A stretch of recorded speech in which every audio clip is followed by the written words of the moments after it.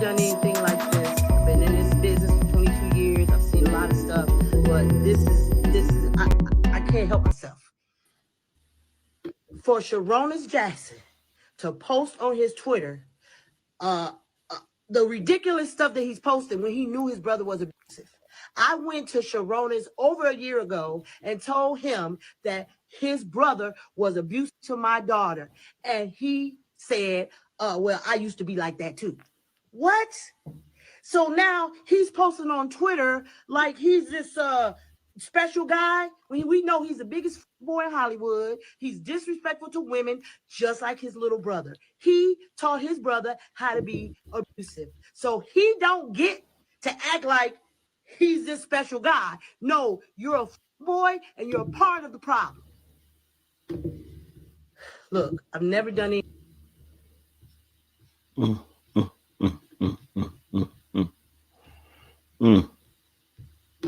Not y'all trying to get into it. They tried it on today's show. Hey, listen, you were a talk show host. You know. Yes. You know. And you kind of brought it up. We want to know if you're happy. Howling. Are you happy? Yes, life is good. I have nothing but gratitude, honestly. Seriously. For the relationship. Are y'all I'm not trying to be specific. Well, are y'all together? You know, I'm going to take a page out of my girl Beyonce's book, Mind Y'all's Business. Oh, yes. We will do that. We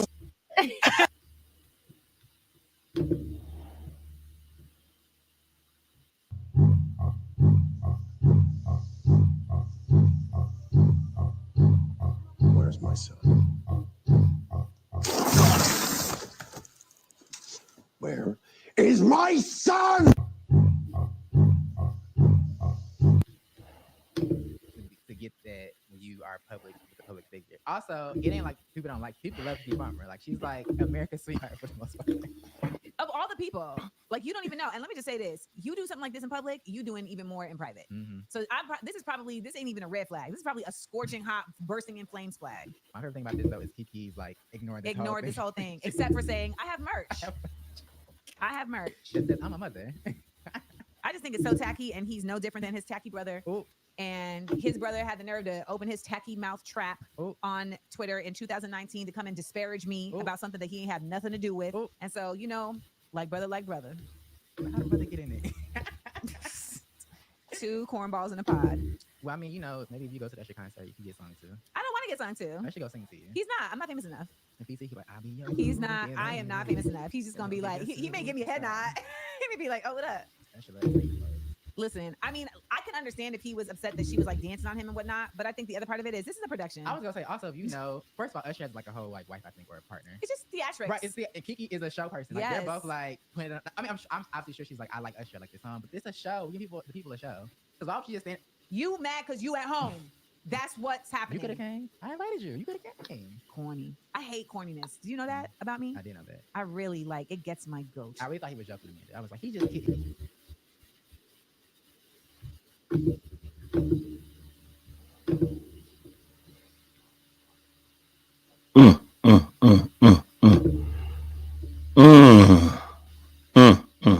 It's not looking good. It's not looking good at all. It's not looking good. These images are not looking good at all. I want to just bring this to your attention, obviously, before we go anywhere, guys. Listen, you know me, I keep it 100. If I'm wrong, I'm wrong. If people are right, they're right. Okay? All right? First and foremost, I want to say this. The title was a title. I meant the title. You know, this situation, Black women did warn us. I'm going to be real with you. Let me be specific with myself. Black women warned me that Darius ain't and that he's abusive. All right? Now, listen, let me be very, very clear. This situation, I don't like it at all. Okay? I don't like it at all. Because for you to get to a place of abusing your partner, you have to emotionally abuse someone first. Right? You have to emotionally abuse someone first, break them down, tear them down, and then get to physicality. Right? So physical abuse doesn't just happen. It starts with emotional abuse first. Right? and this is what the ladies were telling us, and let me say specifically me, about the comments that he made about the outfit and the dress. Okay, all right. And let me be real with you. You know, I find it disgusting. This type of behavior, I find it disgusting. I find it honestly disgusting to the core pit of my stomach, because I just don't see how you get to a place where you love your partner so much that you put hands on them. Now, I understand the psychology behind it and how people get there, but I find it disgusting and despicable that you would love someone who's a mother of your kids and get yourself to a place, and to a place where you want to put hands on that person, right? You know, you don't want to ever get to that place. You don't want to ever get to a place where you are willing to be destructive to the person that you say you care about, right? And you know, seeing that his brother also, that, you know, the mother had gone to the brother as well, told the brother, and the brother basically said, you know, basically just fobbed her off and let her know that, listen, I'm not about to hear what you got to say. And then for him to come out and do that, and then also the baby mother of the brother also came out with a little, you know, subconscious, little subtle, you know, commentary with the little Michael Jackson picture. You know, Amanda Seals also saying a little bit weird. There were just too many instances of red flags that were coming up, and I have to admit, the black women were absolutely right. And when I say women are wrong, I call them out. So when you get it right, I got to also say it.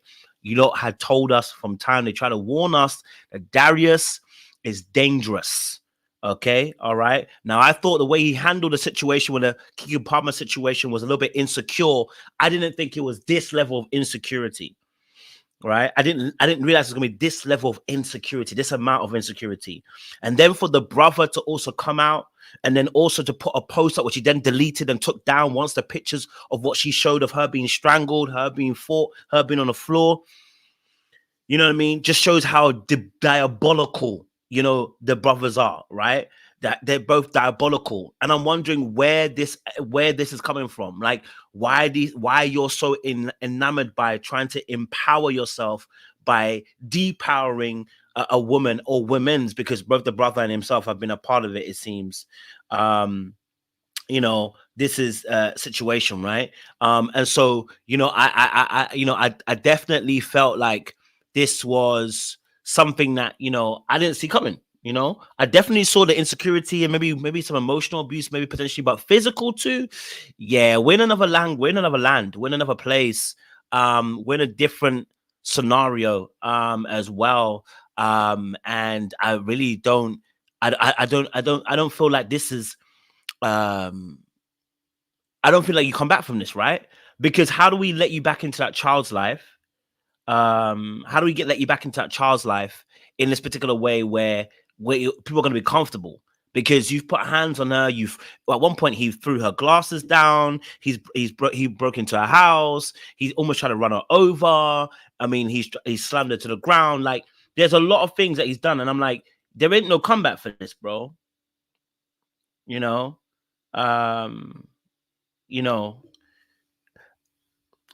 physical abuse. I tend to believe that physical abuse doesn't just necessarily come out of nowhere. It starts emotionally first. Usually it starts emotionally. Most cases don't start with physical abuse straight away. It starts with emotional. There are signs that happen. And that's not me saying Kiki Palmer should have left. It's me saying that the actual process of it is that it doesn't just come, someone doesn't just slap you. They don't. They actually have to, they try to emotionally break you down. They neg you. They try to gaslight you. They try to lie upon you. They will blow up situations. They will be insecure about certain things. And actually, I'll show you the proof, because it was on people that with the Kiki thing, and she talks about it actually in the court documents and stuff, and they actually talk about it. And so I'll bring that to you as well. There's a process to get into that place. And so, yes, shaming, criticizing, trying to isolate you. They isolate you as well. So from family, friends, and they try to make sure that they keep you away from people as well that care about you, because they need to make sure that you're weak. You get what I'm saying to you, right? They need to make sure you're weak, and then they try to break you down, and then you know, during the course of that, and of course, there's no time limits. In the course of that, then the physical abuse starts. You know what I mean? And so it is a process. So whilst a person may not feel like, you know, the person's not doing too much, it's a process to get to that place. You know, in that instance as well. You know, it's interesting because also Steve Harvey warned her a little bit, you know, about the situation too. And I'll play a little clip as well. At the terms of the guy that she was going for. And I'll play a little clip as well because I remember I played this video last time. Steve, I don't need the billionaires. I just need some simple stuff. You know, I don't like to mix my industry business with my personal life. I'm just laying low in private, love.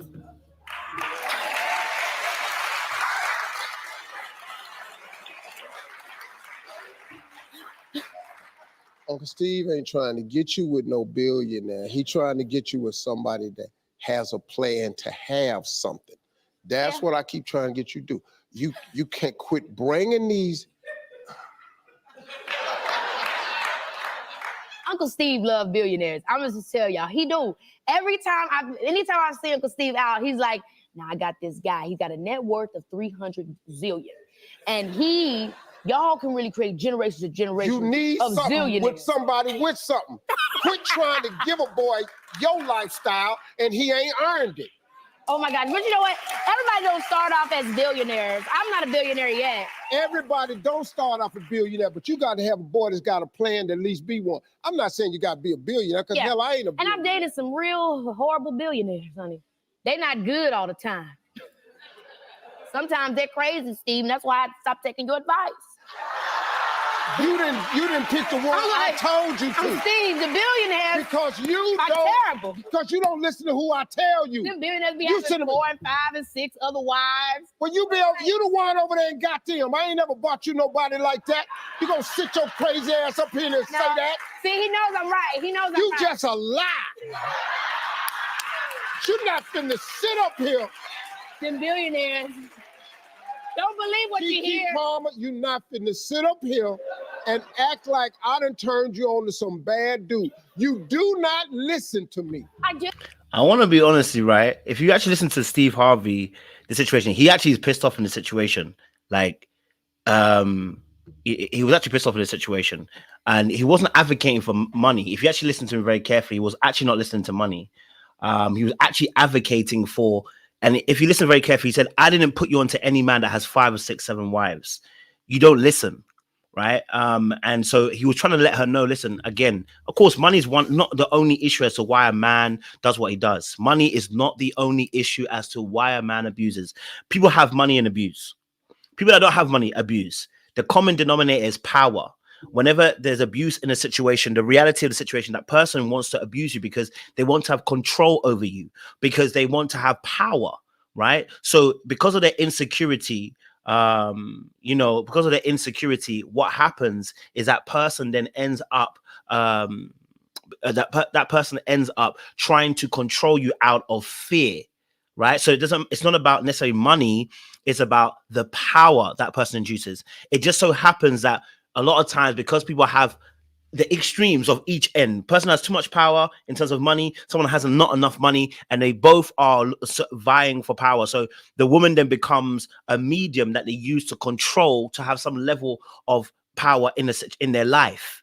Unfortunately, and so in those situations where someone is insecure, that can then lead the person to abusing a person, right? And the insecurity again is based upon fear of abandonment, being hurt, being shamed, being embarrassed.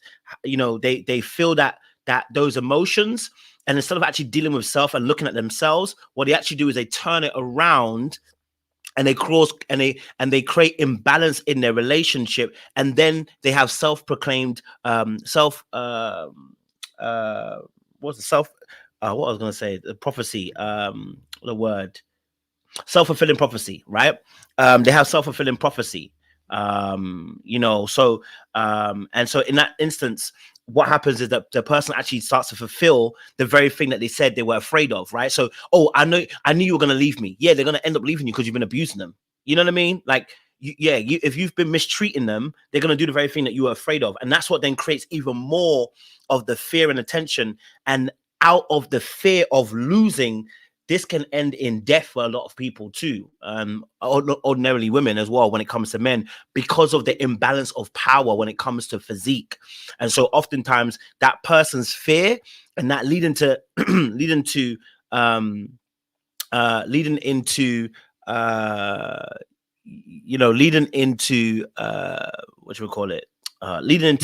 certain behaviors where the person becomes physically abusive, that then ends in death for the person. Do you know what I mean? So yes, this situation is not a nice situation at all. I also want to point this out as well too. I put this in another video. I actually put this in another video.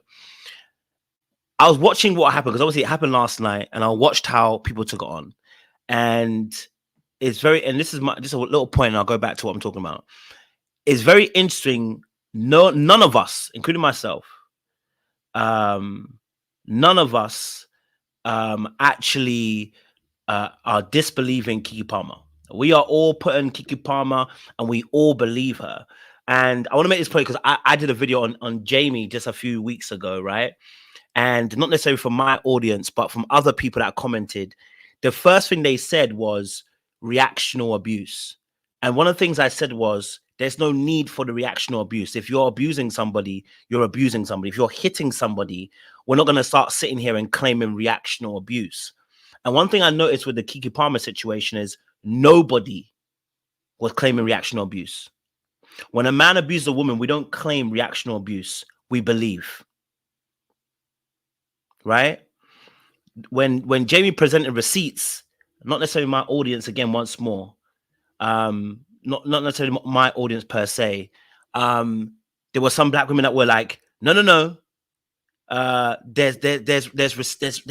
He's definitely reacting. And why would he have a video? Why would his mom is definitely trying to help him? And immediately the narrative gets shifted. But with Keke Palmer, we immediately believe her. There's no, maybe she was talking too reckless. Maybe she was baiting him. Maybe she was prodding him. Maybe she was doing. There's none of that. We don't ask that question about why he abused her. We just say we believe that he abused her, right? And the evidence was pointed there the same way with Jamie as well, right? Just didn't go to the court situation in some sense, okay? But I say that to say that when people come out and say they've been abused, whether it's a man or woman, if we're gonna have the energy that we're gonna believe a woman straight away, I think we should have the same energy for men. And I called it out when we had a Jamie situation too. But in this situation specifically, going back to what we're talking about, I don't like the fact that, I remember the comments that he made. I think the comment at the time that he made, and this is scary for me, right? Because the comment he made was, we live in a generation where a man or family doesn't want a wife or mother to his kids to showcase booty cheeks to please others, and he gets told how much of a hater he is. Jackson wrote up, right?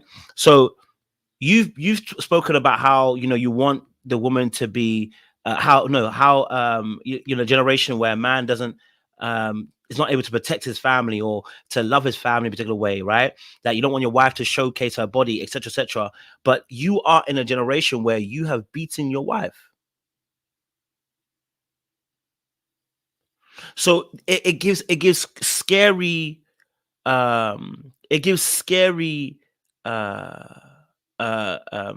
vibes when you are talking about in a generation and talking about how women can't do X, Y, Z. Meanwhile, you've been beating her behind closed doors, right? So you've been obviously posted up talking about how you feel like she shouldn't be X, Y, and Z, but really was about control. It wasn't about her being modest or her necessarily doing anything wrong. For you, it was about control, right? From his perspective, it was about control. It was about, if I can, and here's a mindset of somebody who's insecure that leads to oftentimes the abuse situation, is that if I can make you fearful, you will align with my views, And when I say yes or no, you say yes or no. And if I say this doesn't run, it doesn't run. And what happens is the person then becomes consistent because you can then begin to predict their behavior. One of the craziest things for anybody who's insecure is that the other person's behavior is unpredictable, because at that point, I can't control that. I can't determine what you're about to do. And that's actually the fear of somebody who's insecure and who ends up becoming an abuser. That the reality of the situation is, the moment you are no longer able to fit a pattern of behavior, they don't know what you're going to do next. That then exasperates the fear that they have, and that makes them double down even more on trying to dominate you so that you can fit a pattern of behavior, so they can trust you. The whole point of somebody who's insecure, and I've done a whole video on this, so I don't want to go too deep in it, because I've actually done a whole video about this insecurity situation with him. Is you know, their unwillingness to trust people leads to control out of fear, and then their focus is about creating balance. But then also amongst that, they want to put fear into somebody so that you will listen and obey, and that you'll fit a certain line. And once you fit a certain line, they're only good as long as you fit that line. And even when you fit the line, there is something else that they will call out. Like if you, like, yo, you dropped your head. Why did you look at the ground? Right? You know, why did you look at the ground? You know?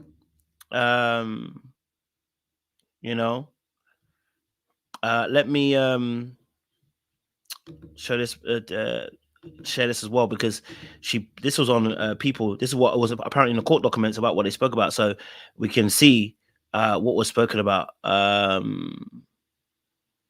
Okay, so this is what was in the court order and the documents that were there. They've reviewed the documents, and this is what it says. In California, Superior Court filing, Palmer alleges that on Sunday, Darius trespassed into my home without my knowledge or consent, threatened me, then physically attacked me, lunging for my neck, striking me, throwing me over a couch, and stealing my phone when I told him I was going to call the police. That's first and foremost is madness to me. That you would break into the mother of your kid's house, put hands on her, throw her about, steal her phone. Right? So this now is disgusting. Right? This now is disgusting. So at this point, you're not even being proactive. You're not even in the house, and you're now going to find her. At this point, you can kill. So at this point, yeah, jail time for me. You can be in jail. You know me already. I said about the grace, but you can be in jail because it sounds like you're willing to kill, right? If you're willing to go into somebody's house, break in, right, and physically abuse her, you are willing to kill. And at that point, for me personally, put him in jail, throw away the key.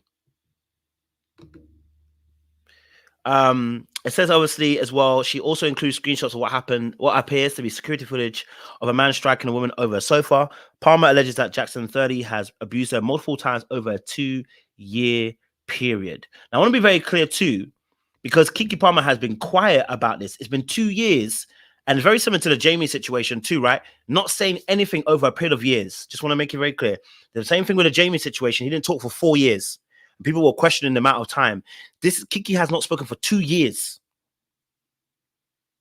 Right? Keke hasn't spoken for 2 years. Jamie, 4 years. People don't talk out straight away when they're being abused. They don't always talk out straight away. Right? They don't always straight away come out and say, this is what happened to me. Because it's been going for 2 years. And I showed you a clip in the very beginning where she came out and said, it's our business. Keep yourself, basically keep your mouth closed. Right? So, this situation has been hidden for a while. It's been hidden for a while. And trigger warning, because there's some stuff that's gonna be said here, guys. I just want to before I read any further. Sorry, I realized it's on the screen already, but it's gonna get triggering. So there's some physical abuse that happens. I want to just warn everybody who's listening now, Be very careful because this stuff is real. So if you just need to take your time, if you need to get out for the next few minutes, sit out for the next few minutes, or just mute me for the next few minutes, because I'm about to detail some of the stuff that actually happened, and I understand that it can be triggering for some people. So I just want to make that aware as well. Okay. It says here, another incident was allegedly recorded on home security footage from February 13, 2022, when Darius body slammed me onto the stairs by my neck. In the declaration, Palmer alleges there were many instances of physical violence, including striking, grabbing me around my neck. Description of Darius destroying my personal property, including diaries and prescription eyeglasses, throwing my belongings into the street, throwing my car keys to prevent me from driving away, hitting me in front of my son, spewing profanities about me to our son, threatened to kill himself with a gun if I left him, harassment and other physical and emotional abuse. Man, listen. You know what? The depth of the craziness that I'm hearing is disheartening. I can't lie to you, right? The depth. The depth of the when you get to a point where you put your hands on the neck of someone, like striking someone something, right? Let's be honest, okay? You know, striking someone is something, right? But when you put your hands around the neck of somebody, there's a level of hate that is different, right? To strike someone, okay, you know, you might, you know what I mean? But when you put your hands on the neck of somebody, there's a different level of energy for you to want to put your hands around their neck. You know, we had that, you know, the Bart Simpson and a Homer situation, but that in essence is actually from a place of hate. You understand what I'm saying to you? That is not a place of I'm frustrated or I'm anger, but that's a place of hate. You know what I'm saying to you, right? And so that's a different level of energy now. That's not just the insecurity now. That's something else. That's I can kill you and I can kill again. You understand what I'm saying to you? That's a different level of energy to put your hands around the neck of somebody. You get me? Right? Yeah. Palmer went on to state that during the incident on Sunday, Jackson came to her home to take Leodis to a football game, but the 8-month-old was not home because he had gone with Palmer's sister to visit family. Now, I want to make it here. The thing that's going to frustrate me about the situation is as well, Keke wasn't even going to say nothing. Let's keep our buck. It seems like Keke wasn't going to say nothing, right? Because even on the Sunday, she's invited you to come round and collect your son, but obviously he's come to come around to get your son or whatever, all right? But unfortunately, the child wasn't home because obviously he's with the family, right? And then you take the opportunity to now enact more abuse.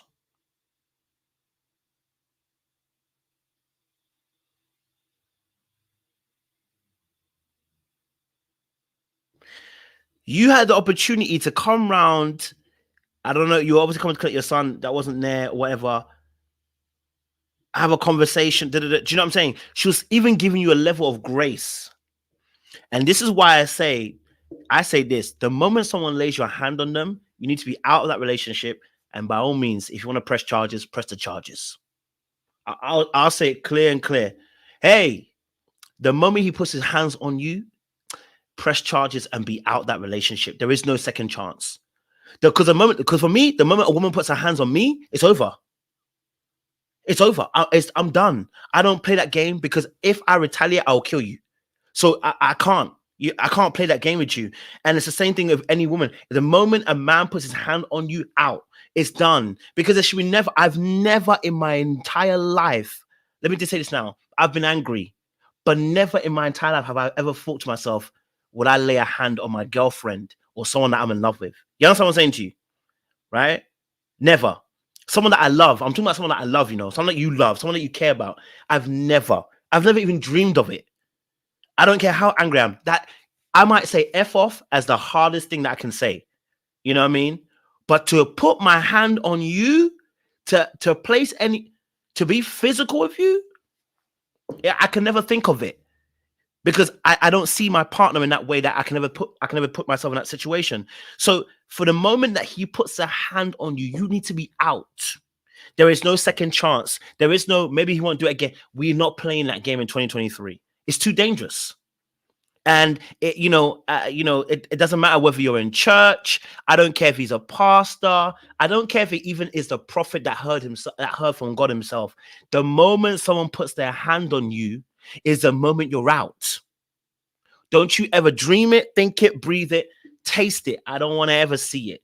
Because if you come to me and I'll tell you straight, she gotta leave your ass, because that this is one of those things that can lead to death. So we don't play with it.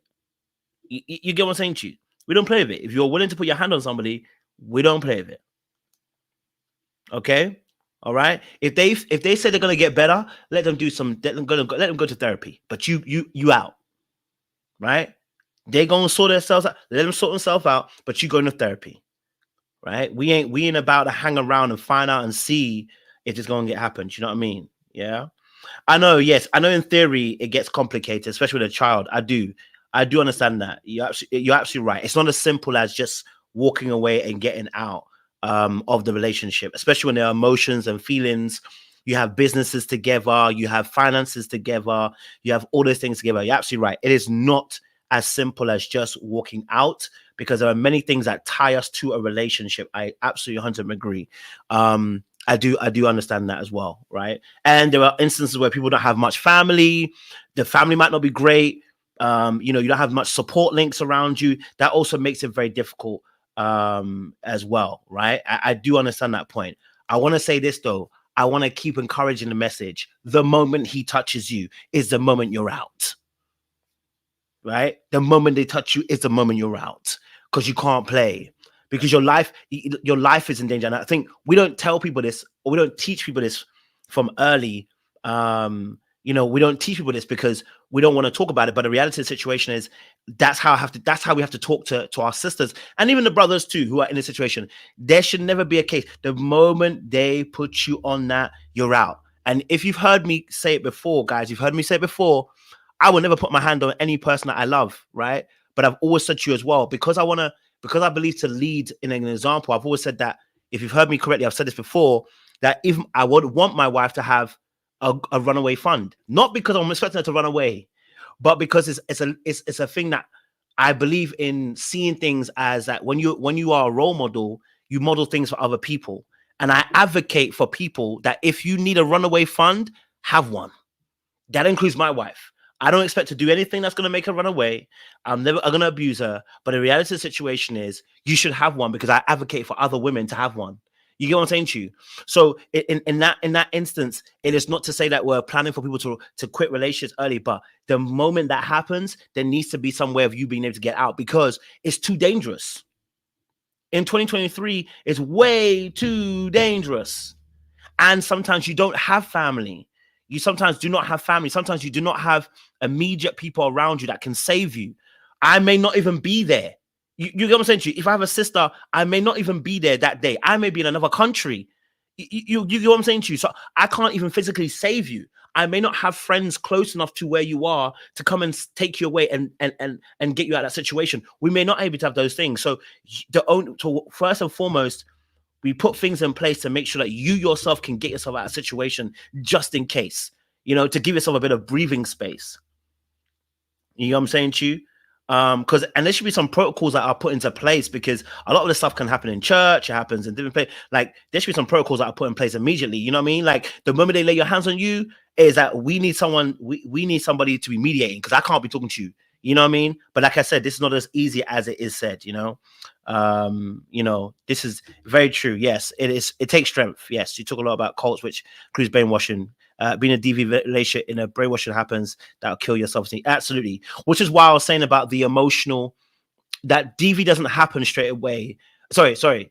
Physical DV doesn't happen straight away because it happens through emotional aspect first.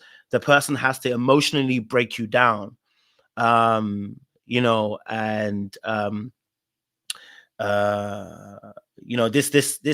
These situations happen first with the emotional aspect, which is why I said the black women were right, because Now we look back at some of his tweets and we're like, yeah, brother, you were abusive with the way you was moving. You know what I mean? Right? You was abusing when you were moving the way you was moving, right? Because it stems from being overly critical, harsh commentary, put downs, extreme sarcasm, and stuff like that, it's when you're in an abusive situation, that's how it starts. It starts off with those things happening. So, for instance, she mentions in the video about love bombing. I don't know if it was necessarily love bombing, but because sometimes we describe love bombing as incorrectly. But let's just call it what it is. Let's say it's love bombing for now. Them loving you and just doing the most for you, and then pulling the rug from you. So, for instance, they put so much love in the very beginning, like they're amazing, they're perfect, they're great, and then they have their first kind of swing where they move mad.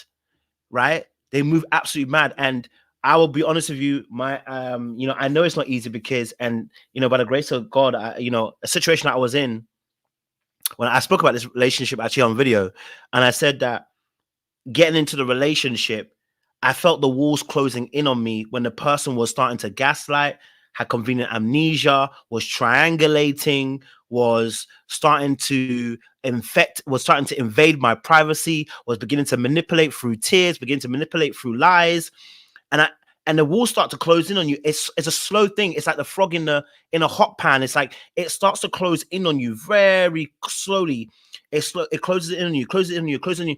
And you don't realize, you realize the walls are closing in on you, but the strength to leave straight away, because you always feel like, do you know what? Maybe they'll change, or maybe they're not. And if I just understand them, something will change. And this is why I'm advocating for this, because when I went through it, I was like, oh, I was like, wait a minute. Not me being in a situation longer than I needed to be. You know what I mean? But because you love that person, and sometimes it's very hard because we don't talk about this often and instruct people and give them a word so that when the season comes, they're ready to go. Because there's no word being given, there's no seed being given, there's no implanting of that seed. When that situation does arise, you don't necessarily have the tools to ginger yourself to get out of the situation. So I don't know about not telling anyone how much you make, Z. You're probably gonna have to tell the partner how much you make. It's part of relationships. But so in that instance, the walls close on you, right? And it's like it's like this. You see how my hand just came into shot? That's how it happens. It's like this. When the abuse starts, it's like that. It doesn't come shoom. So that's why it catches a lot of people off guard, because this is something that closes in on you. You understand what I'm saying to you? As well. I'm not going to advocate for ladies not telling your income. Unless you're talking about dating, then that's completely different. But if you're married, guys, we're not going to get away with not telling each other our incomes. That's not what we do. We're going far too to extreme. But if we're talking about a relationship and dating, of course, take your time. You don't have to reveal how much you make straight away. But if you're in a marriage, yeah, you're already starting to be in a situation with that person. I wouldn't advocate for that at all. That you start saying, I'm not going to tell you how much I make in a relationship. The whole point of being in a marriage is that we're being open and vulnerable. So there's no way you're going to be able to get away with saying, I'm not going to tell you my income and think we're going to have a good relationship. We've already started a situation. But yes, so this is a very slow process. And so when I experienced the walls closing in on me, the person started invading my privacy, person started invading who I could talk to, and then they start triangulating, bringing other people in to try and make me jealous. And I was like, whoa. And I didn't realize, it's like very slow. I remember the first instance that I remember that I said, this is nuts. I don't like where this is going.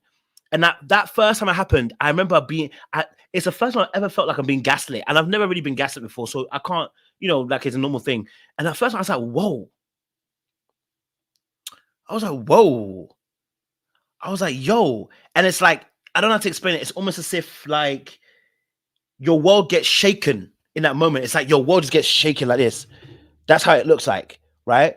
When your first instance of a red flag properly hits and you're like, oh, I probably might not should be here. But again, because you've kind of committed a little bit, because you care about the person, because you're trying to maybe change your ways. Maybe you're saying to yourself, I quit relationships too quickly, or maybe you're saying to yourself, you know what, this no one's treating me as good as this person because they might have love bombed you in the beginning or whatever, right? In those things as well, right? Those situations, you get shaken. And like I said, without the seed being implanted in you, without seed being implanted you get me? So it's political situation, political situation. It's situation is political. All right. Let's read on a little bit more. Palmer went on to state that during the incident on Sunday, Jackson came to her home to take Leonis to a football game, but eight-month-old was not home because he gone Palmer's sister to a family visit. After a verbal disagreement, Jackson allegedly knocked me backwards over the couch, stole my phone out of my hands, and then ran out the house. Palmer maintains that the entire incident was captured by the home security camera, which will be played for the court at the time of the hearing. She said she followed him outside to retrieve her phone, and he nearly hit me with his car. So when I said about he can kill her, I really meant it. He can kill her because he almost tried to hit her with a car. And the kind of one that he is the one where he kills you and then goes, "What did I do? I don't know how I got here. I don't know what I did." He's that guy. Okay, he is that kind of guy. He is that kind of guy. You know what I mean? Because he's given that kind of energy that he can kill. I can't lie to you. Because you go and try and run over your car, right? Then you dangerous. You dangerous. Okay. Now, men like this, men like this, they hate themselves. I promise you, they hate themselves, and that's not me being empathetic. They hate themselves, and so how can they love you? The Bible talks about in Ephesians 5. It talks about love your wife as Christ loved the church, but it says love your wife as you love your wife as you love yourself, because love your wife as if it's your body. You understand what I'm saying to you? So if you're willing to be hateful towards your wife, you hate you, right? If you hate your wife to a point where you can almost try to run your car over, you hate you. And you hate you because of I don't know what you've experienced. I don't know what you've gone through, but you hate you. And therefore, being full of hate, how can you issue love? You can't. That even when you get love, you don't feel you're worthy of having love. You know what I mean? Right? Even if you have love, you're unwilling to accept love, and that then makes you even more angry because you feel that you don't feel like you're worthy of love, and when the love comes, you even reject it, and you're angry about the fact that you reject it. It's about you're not understanding you, and this is why I talk about emotional regulation for us as men. Why it's so important for us as men specifically. Why we need to have emotional regulation, and it's because physically you are actually stronger than a woman. This can end in death very quickly. Right, so that emotional regulation where you are the inability to be able to express, understand, and process emotions creates so much danger. A man who can't process his emotions tends to shut down. A man who doesn't understand his emotions tends to be confused. But a man who can't express himself will express himself physically, not verbally. Right, and the expression. You're trying to express what is turmoil within yourself because you're emotionally unregulated, which is you are confused and you feel like you're shutting down at the same time and you can't express that. You're going to hate. You're going to feel angry. You're going to feel frustrated. And that often turns out to be that the woman turns to take the brunt of that issue. And a lot of times these guys also believe that these women are going to save them. The women are going to come into their life and change their life 360. But the reality is you need help. Right, you need help, and hopefully somebody in here is watching this who maybe you are one of those. Maybe you're somebody who sees himself in the gentleman Darius. Maybe you're a man who maybe you're a man that is that is going through some similar issues. I want to let you know at that point in time. Listen, before it gets to this point, go and seek therapy quickly, because you don't want to be in this position, right? You don't want to be in a position where your anger is leading you, right? You don't want to be in that space where you know that you can't process your emotions very well. You can't understand them very well. You don't know how to express it. My friend, I'm telling you, get your ass into therapy quickly, because your family's in danger. Your immediate people that you love are in danger. And his brother was somebody who was enabling that situation too. Said she followed him outside to retrieve her phone, and he nearly hit me with a car. Palmer's filing states that on around 21st of April 2022, the former couple went out to eat at a restaurant in Santa Barbara. Jackson allegedly became upset after accusing Palmer of flirting with a woman. That's what I'm talking about here. Look, will you behave? Accuse. Let me do it this way, because the internet wanna. Okay. So accusing Palmer of flirting with a woman and causing her parents to head back to their hotel early. Look, in this situation, the flirting with a woman, you think that she's flirting with a woman. Insecure people will actually, honestly, make things up. I promise you, insecure people, I wouldn't say make things up, sorry. They interpret the information incorrectly. Remember, I told you guys the process: experience, belief, attitude, perception. If your experiences are one of being abused, or you've been in situations where are traumatic, or you've been in experiences where you've not been loved and taken care of very, very well, that can lead to a very poor belief system. The very poor belief system then leads to attitudes towards someone. Let's say, for instance, attitude towards women, right? Your belief is that you don't believe that women are equal to men. You may not say it out loud, but you don't believe that women are equal to men. They should surrender, not submit, but surrender, and let men have whatever say they want to have, whatever, right? That will be then your attitude towards women will be one of disgust and one of someone might say misogyny, whatever, but let me not say that. Your attitude will be one of disgust and be of, you don't feel that women are equals. And then you go on to your perception, and the perception leads to actually the action. Okay, it leads to the action. So this is really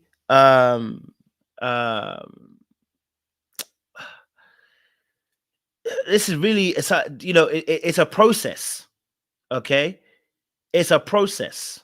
So that process happens because there's an experience, there's a belief, there's an attitude, and then there's an action through the perception. And because he perceived her to be flirting, it then linked back to his attitude towards women, which linked back to his belief towards women, which linked back to an experience that is linked to an emotion that you felt in that period of time, and then that's how you feel. Right? That's how you feel. So the perception of the scenario you're going through leads back to your attitude towards women, your belief about women, and your experience of women, or your experience towards human beings, even that. Then you apply that to women. Crazy. Darius grabbed my prescription eyeglass away from me. He threw them on the ground and stomped on them. He then opened my bag, threw all my belongings onto the pavement in the rain, threw my car keys across a parking lot before he got into his own car and drove off, the document reads. She alleges that he would also love bomb her. The abuse during our relationship was not just physical, but emotional and manipulative. The filing for the restraining order reads, Darius would love bomb me and make me feel like I was the most important woman in the world, only to get extremely distant and cold over a perceived insult to him. And this is why I said I'm not sure if this is love bombing in some sense, because love bombing usually is the person actually withdraws their love from you. So it's not about them being injured at the moment. They don't need a reason to. They just withdraw in that instance. But they can withdraw because of a pain as well. So I'm not going to say it's completely wrong. But love bombing usually is the onslaught, and then it's an intentional withdrawal. So it's like, I'm going to withdraw on purpose. But yes. So yes, as he stated, love bombings happened, right? So they put on this big, I'm great, I'm amazing, they want to show you all this love and all this affection and all this care, and they're all in appreciating you and caring for you. and then one. Remember I told you about that cut. That cut. Well, he's insecure, so that cut is now different. One cut, and now he's willing to do bad mind things to you. Then you've always had bad mind things in mind. You know what I'm saying, right? And the bad mind things in mind, you've always had it, and you've now seen her as an enemy and not your partner anymore. Okay. As well. So, you know, that situation there. So that, you know, it got extremely distant and cold over perceived insult to him. If we were at a party or event, I spoke with one person too long or looked at someone a certain way, he would storm off in a rage. That's another aspect of insecurity too. You know, that, you know, there are several instances. So even if she spoke to someone too long, he felt some type of way. Yeah. So now he's frustrated. The fact he's talking to another woman. I know Kiki Palmer came out and said she's bisexual, didn't she? Or at least said that she likes with women or something. She did say something like that along those lines. You know, so that's along those lines. You know, so yes, yeah, so yeah, so that situation there is yeah, I think Kiki said she's open. I think she said she's open or something like that. She just said she was open. I don't know how deep that is, but she said she was open, you know.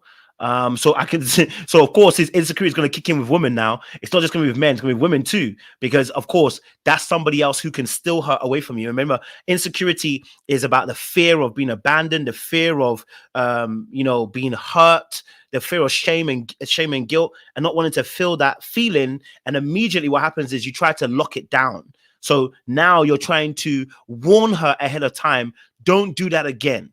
Don't flirt with someone else again. I want to let you know, don't ever in your life think about it, because if you do, there'll be consequences. Yeah. So, yeah. So if we're at a party or event, I spoke to one person too long, I looked at someone a certain way, he was storm off in a rage, telling me I was a whore. So he was storm off in a rage, telling me I was a slut and a whore, accused me of cheating on him, and that I did not love him. And this is really interesting as well. The devaluing tends to happen as well. Okay. The devaluing also is a very big thing that people like to do. Those who are very dangerous, you know, the devaluing people who devalue you as soon as they don't like what behavior you do, they start labeling you and name calling you. You know, you're a slut, you're a whore. And the reason why they named those words is because there is the word slut and the whore is to say that you're not worthy, right? Because we don't attach whore and hoe and those kind of words, sluts and those kind of words, as having worthiness. So he chooses words that are going to be devaluing, or labels that are going to be devaluing, because in reality it's about letting you know that you're not worthy. And that is the emotional breakdown that I was talking about. They have to break you emotionally before the physicality starts, right? They have to break you down emotionally before the physical starts. So what they will do is they will start the shaming, and they will start the embarrassment, and they will start slut shaming. They will start calling you X, Y, and Z and every name underneath the sun, because they want you to start feeling bad about yourself. They want you to have a low self-esteem. They want you to have low self-worth, because if I can get you to that place, then when I hit you, when I get physical with you, right? You're already broken, and you won't want to say it out loud to other people. You'll make excuses. You'll cover me. And when I break you, see, a breaking of a person is to get them to follow. It's like, you know, in a good way, you know, when we talk about our relationship with God, we see how he can break the yoke, right? The individualist, not individual, but our flesh, the way our flesh wants to lead us in some way. And in some aspects, God is always trying to break that hold that we have with the flesh. That's a good that's a good thing. But in this instance, when you're talking about relationship, you trying to break the person, their spirit. Okay, because the Bible talks about this. A man with a broken spirit is like a city without walls. So a man with a broken spirit is like a city without walls. What does that mean? It means you're easily able to penetrate that person. And so as an individual person, you're breaking that person emotionally, all right, so that you can break their spirit. And when you break their spirit, then what you can end up doing is then to take over the city. You can take over the person's soul. Okay, all right. So the first buying, and it's scary, but the first buying is that the person has to like you, right? You have to like you have to be involved, you have to be, that when the person realizes that you like them and you love them, that's when the games can begin to start, because the person then realizes, okay, you like me, you're going to give me more freedom and more liberty, and you may make more excuses for me. So I'm going to start name calling, I'm going to start very slow. I'm going to be like, that dress that you got on makes you look like a hoe. What do you mean? I was just joking. No, I don't mean that. Right? Or then the person might be eating food, and you'd be like, why'd you hold it like you're homeless? What? No, I was just kidding. I'm joking with you. Like, it's not a big thing. You know what I'm saying to you? It's not. I was playing with you. Okay? All right? They start that way. Okay, and I said I'll always be honest. I always be truthful around it. I never like to tell half the story. When I was young, I remember one of my girlfriends. I used to joke around and be like, "Ho, bitch." We used to say that when you're young, you're stupid, you don't realize, right? And I remember at the time, my girlfriend at the time told me, "Why are you saying that?" I said, "It's a joke, innit? Like, you just say ho, you say bitch, you know what I mean?" Da-da-da-da.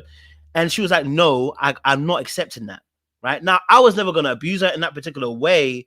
But actually, you have to be very careful. When I look back and I realize I may not have been trying to go down that route, but who knows? I could have gone down that route.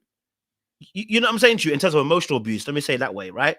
Who knows? I could have gone down that route, because once you start devaluing somebody verbally, right, it opens the door for other things. So who knows? I don't think I ever would have, but I have to be very honest about it. I remember the time she said, "No, you're not doing that. I'm not being called a hoe or bitch. It's not a tail. I don't like the term." Right. And I'm gonna be honest with you. I don't see any healthy relationships where people start calling people hoes and bitches. And this is me calling out people. So I'm gonna be honest with you. Some of y'all need to stop. Okay. All right. Like calling your woman a hoe and a bitch. Yeah, I need you to stop that stuff immediately. ASAP Rocky. Okay. It's not endearing. It's not pretty. It's not nice. Okay. All right. It's not funny. Don't be calling your woman a devaluing word. They don't need to be devalued. You know what I mean? Now, of course, when we're amongst friends, we call each other stuff and that words like that. We know that in context of a word is different. You know what I'm saying to you? As friends, we know the context of words. But you in a relationship, you calling your partner a bitch and a hoe and other words that are devaluing, slut, whore, yeah, you are going down a dangerous road. Okay? All right? Break their spirit. You can take over the walls, okay? As well, okay? Okay, cool. Let's see. All right, let's see. Okay, let's continue what it said. Okay, he would storm off in a rage, telling me I was a slut, I was and a whore, accused me of cheating on him and that I did not love him. Darius had a way of gaslighting me to make feel like I was doing something wrong, even though I wasn't. And a lot of that behavior, look, he would storm off in a rage, because what they're hoping for is that as they storm off, they're going to make you care, which is why I said that things like silent treatment is emotionally abusive, because, and I've employed this weapon before, and I know a lot of people have as well, but, let's talk about it as well as we're here. Silent treatment is abusive. It's a punishment. I want to let you know, some of us have employed that because we've been abused by our parents in the same way. Our parents would use silent treatment. We're not talking to you for the next 2 hours. You're not going to get no food in the next, and we're not going to ask you to come and get food. Some of us have been abused in that way. So we act like that in relationships. So you go and do silent treatment to your partner. It's abusive, people, if you didn't know.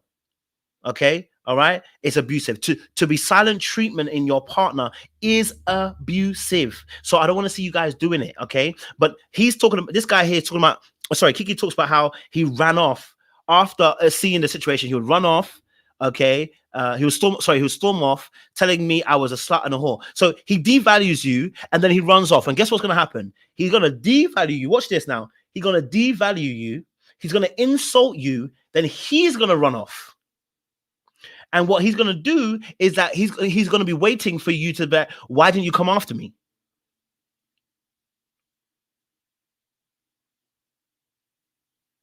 Right? Why didn't you come after me?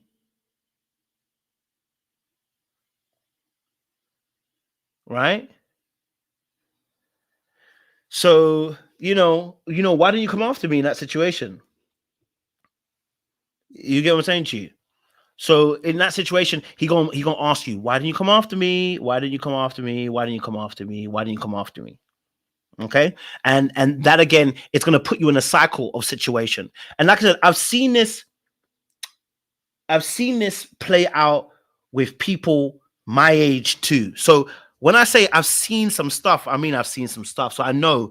And the out of the blue nonsense that happens, I've seen it, right? You can be literally in the car talking about directions. You give the wrong direction and he turns it into a tirade. Right? He asks you a question. You say the wrong answer. They insult you. Pay attention, ladies and gentlemen, if you're on this situation, because there are people who are doing this kind of stuff, right? Literally, you could be in the car. It can be so simple. You made a meal of food. You forgot to put enough salt in there. He starts insulting you. It's a clear, look, why am I going to start insulting you if you didn't put enough salt in the food? You get what I'm saying to you? Right? It can be as simple as you asking you a question. You got the question wrong. They start abusing you. You know what I mean? And you know what the reality is? Some of our parents are the exact same way. This is why a lot of people find it normal. Okay? Especially if you're coming from, and I'm talking for my Africans, because we know, I'm sure that African Americans probably can say the same thing, but I'm just talking from experience of my experience, right? African parents are number one abusers, number one, because they actually do a lot of this abusive behavior and mix it with love. I'm not saying that they don't love you, but I'm saying they mix it with abuse and they don't realize, right? You forget to put salt in your food, then there's a whole bunch of insults coming your way, right? You make the wrong turn, suddenly they're insulting your whole entire life. You don't get the grades like your cousin or your uncle, or like your cousins, whatever. Suddenly they are here saying you ain't shit. Sorry for my language. Okay. All right. So this it happens so easily in households that you don't realize. And when you get into a relationship, you replicate the relationship because you're so used to it that you even look for familiar energy to find in other people. Right? Silent treatment. You didn't do what they wanted them to do. Suddenly they're giving you silent treatment. They won't tell you the food is ready. Your food you might not even eat today. Some people know. I mean, I've never experienced that one, but some people will say to you, you will not even eat today.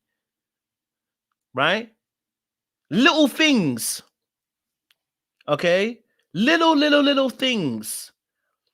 You could be washing you could be make a mistake or whatever, and before you know it, little things, they're slamming pots into the sink, and they're angry, slamming it, watch this, that, and they start mistreating. It's little things. It's not even big all the time. It's not even always big. That's what I'm trying to say to you. I'm putting these out because I wanted people to understand it's not always big. It's not always big. It's not always big. And it's a lot of the stuff we have to unlearn. For instance, like punishing each other, right? And both women and men are also both men and women also deal with this situation too, getting punished. For instance, you might not have done what the parent wanted, right? So now they're like, you're not getting no pocket money. Now I'm not saying about when you know you didn't do your chores and you don't get pocket money. That's different because there's an agreement. But I'm talking about, let's say for instance, you forgot something, and then suddenly they're now like, you know what? You're not getting pocket money, and it's actually them punishing you rather than actually them trying to teach you a lesson. They're punishing you because they're angry at you, and actually part of that is abusive situation. Yeah, a lot of those particular things, right? So I'm not talking about the fact that you had a behavior that was wrong and they corrected it. We're not talking about those. We're talking about little instances where it's not necessarily that you're wrong. It's just a case of the fact that this behavior doesn't require this level of energy coming back your way, right? It's abusive, calling me names, insulting me, you know, saying things that, you know, you're not good enough, or you're ugly, or, you know, you never find man, whatever, or you never find gal, or, you know, you're too fat, you're too this, you do that. When you start hearing those things, they're coming from parents first. A lot of these things come from home. And then when they get into relationships, people are either becoming the abuser or the abused, or both. Yeah. Right. And this is exactly what I'm talking about. Stuff like this is what I'm talking about. Lost count how many times my mum threatened to take me off her will because I didn't agree with her. Stuff like that is what I'm talking about, right? You know, I'm not saying, you know what I mean? We're not talking about you missing your chores and then say, well, you didn't do your chores, so you don't get your money. It's things like this. The threats. Okay? All right, the threats. Now, some of you needed some of those good old fashioned, if you try me, I'll take you out of this world. That's different. You know what I mean? Right? Try me, I'll take you out of this world is a bit different, right? But depending on the context. Yeah. Okay.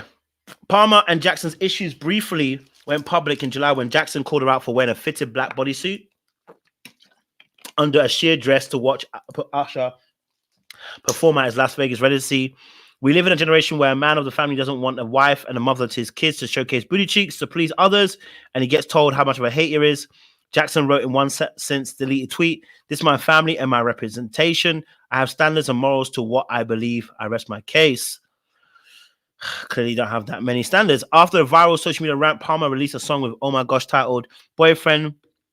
Somebody said that our boyfriends looking for me. Oh, that's cool. Palmer sang in the single. Okay. And I want to make it very clear as well. Just because also Keke Palmer doesn't look like a victim doesn't mean she ain't a victim. Just because Keke Palmer also did a song about the boyfriend does not mean she's not a victim. Okay. Just because she did a song with Usher, and by the way, I didn't like the song with Usher. I didn't like it. I just think it was too provocative. I don't think we need it. Doesn't mean she's not a victim. You understand what I'm saying to you? Yeah. So yes, it does not matter whether she, you know, did the t-shirt about, you know, you're a mother, whatever. It doesn't matter. She's still a victim. That doesn't eradicate the fact that the person is a victim. And it's what I was highlighting, the same thing with Jamie from a few weeks ago, that it doesn't matter, they're still a victim. Okay, we're not doing reactional abuse here. Their person's a victim. Yeah. You know what I'm saying to you? Okay. So it's a shame, really. It's a shame to be in a situation where Kiki's gone through all of this. And personally, I think we just need to, I think to myself, get the key and throw it away. You know what I mean? Like, what you doing? Right? What you doing? This is the mother of your kids, bro. This is the mother of your kids. How you going to behave like this? It's the mother of your kids, sir. How you going to behave like this? To the mother of your kids. It's bewildering, you know, bewildering. And I want to even just put this, says Soronus Jackson, baby mother, with a post after Keke Palmer's mother says he allegedly admitted to being abusive like his brother. So Soronus, the brother of Darius, he was obviously put up that his post. Then obviously I'm guessing this is they're apparently saying this is the mother of his kids. Dominique with a post and delete. So apparently the baby mother of Soronus, is that how you say it? Soronus, whatever. She put up a post with the Michael Jackson meme with a face. And I think what she's really saying is, finally somebody called his ass out. Someone's getting him. Okay. So it's all allegedly this aspect of it. So, you know, but again, it seems like the brother too, because the brother was known by the mother. The mother told the brother, and he didn't listen, you know, that your brother has been abusive. So, you know, want to put it out there, like, you know, now you know, kind of situation. Okay. If you didn't watch the one with the mother, I'll play it again for you guys. I can't help myself. For Sharonis Jackson to post on his Twitter the ridiculous stuff that he's posting when he knew his brother was abusive. I went to Sharonis over a year ago and told him that his brother was abusive to my daughter. And he said, well, I used to be like that too. What? So now he's posting on Twitter like he's this special guy when we know he's the biggest boy in Hollywood. He's disrespectful to women, just like his little brother. He taught his brother how to be abusive. So he don't get to act like he's this special guy. No, you're a boy and you're a part of the problem.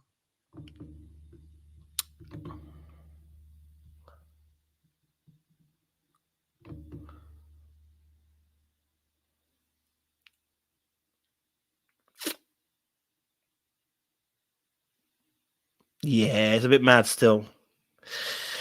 It's a mad still. It's a bit mad still. I got a few more minutes and I gotta get off, guys. So what I'm gonna do is, if you want to have your say, we're at that point in time. If you want to have your say, you can join the live. I'm gonna put the link in the chat. If you want to have your say, I know Jay Blake was in the room. Jay Blake, I don't know if you wanted to share your story. If you want to share it, Jay Blake, by all means, click on the live. You don't have to show your camera, show your face as well if you don't want to. But if you want to share your story, by all means, go for it. If you've got a story you want to share, then I guess today is the day that we can listen to it.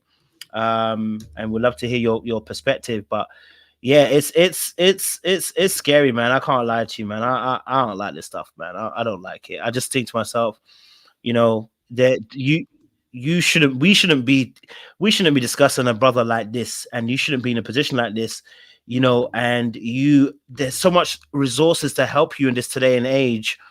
You know, people cheat, people do dumb stuff, but this kind of stuff is just dangerous. You know what I mean? You know, this type of stuff is just kind of dangerous. So I'm gonna leave the live up for a few minutes. I'm gonna leave the link up for a few minutes. If no one joins, I'm gonna end the live. So if you want to have your say, I've put the live there. You can have your say. We can have it for a few minutes.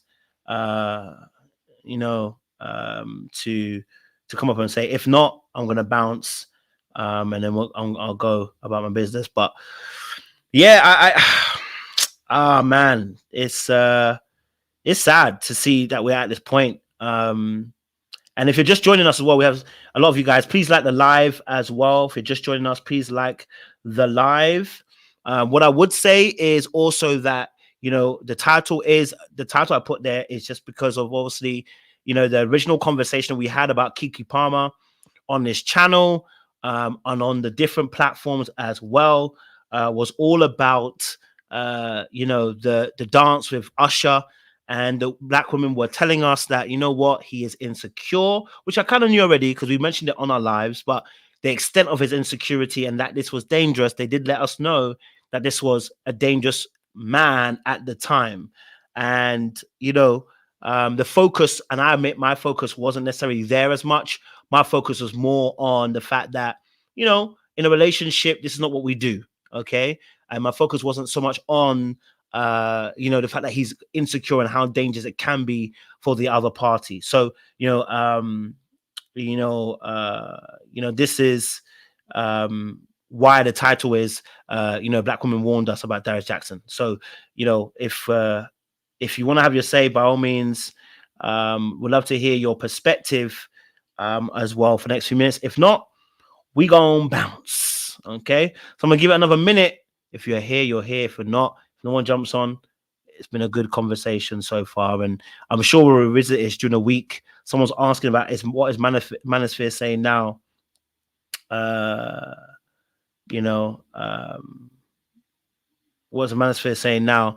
I'm not sure what the Manosphere is saying. You know, I need to go and watch some of the videos and see what they're saying. I really hope that men are getting behind Keke Palmer, and not trying to make excuses. Because what I believe is going to happen, and this is my thoughts to what's going to happen, if we're talking about what's going to happen in Manosphere, what you're going to get is a part of a conversation which is going to be so different. It's going to be Keke Palmer chose a bum-ass nigga. That's the first part of the conversation you're going to hear, right?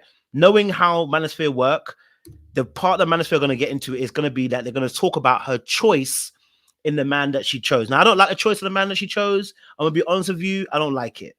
But the conversation is first going to start off by talking about, if I know the Manosphere very correctly, the first thing they're going to talk about is that she chose a bum-ass Pookie Ray Ray. situation, and this is about her choice, rather than necessarily dealing with abuse. I just don't see that Manosphere have a very good track record of dealing, dealing with a situation. Let me see, dealing with these particular situations. So I don't foresee them coming out with any particular thing that will necessarily be helpful right now. Okay, I got Jason behind. Now, Jazzo. I'm not sure what the Manosphere is saying. 1 second, bro. I need to go and watch You're something. cool, man. Cool. Go for it, bro. What are you telling me, bro? Yeah, man. How you doing, everyone? Yo, do you know what?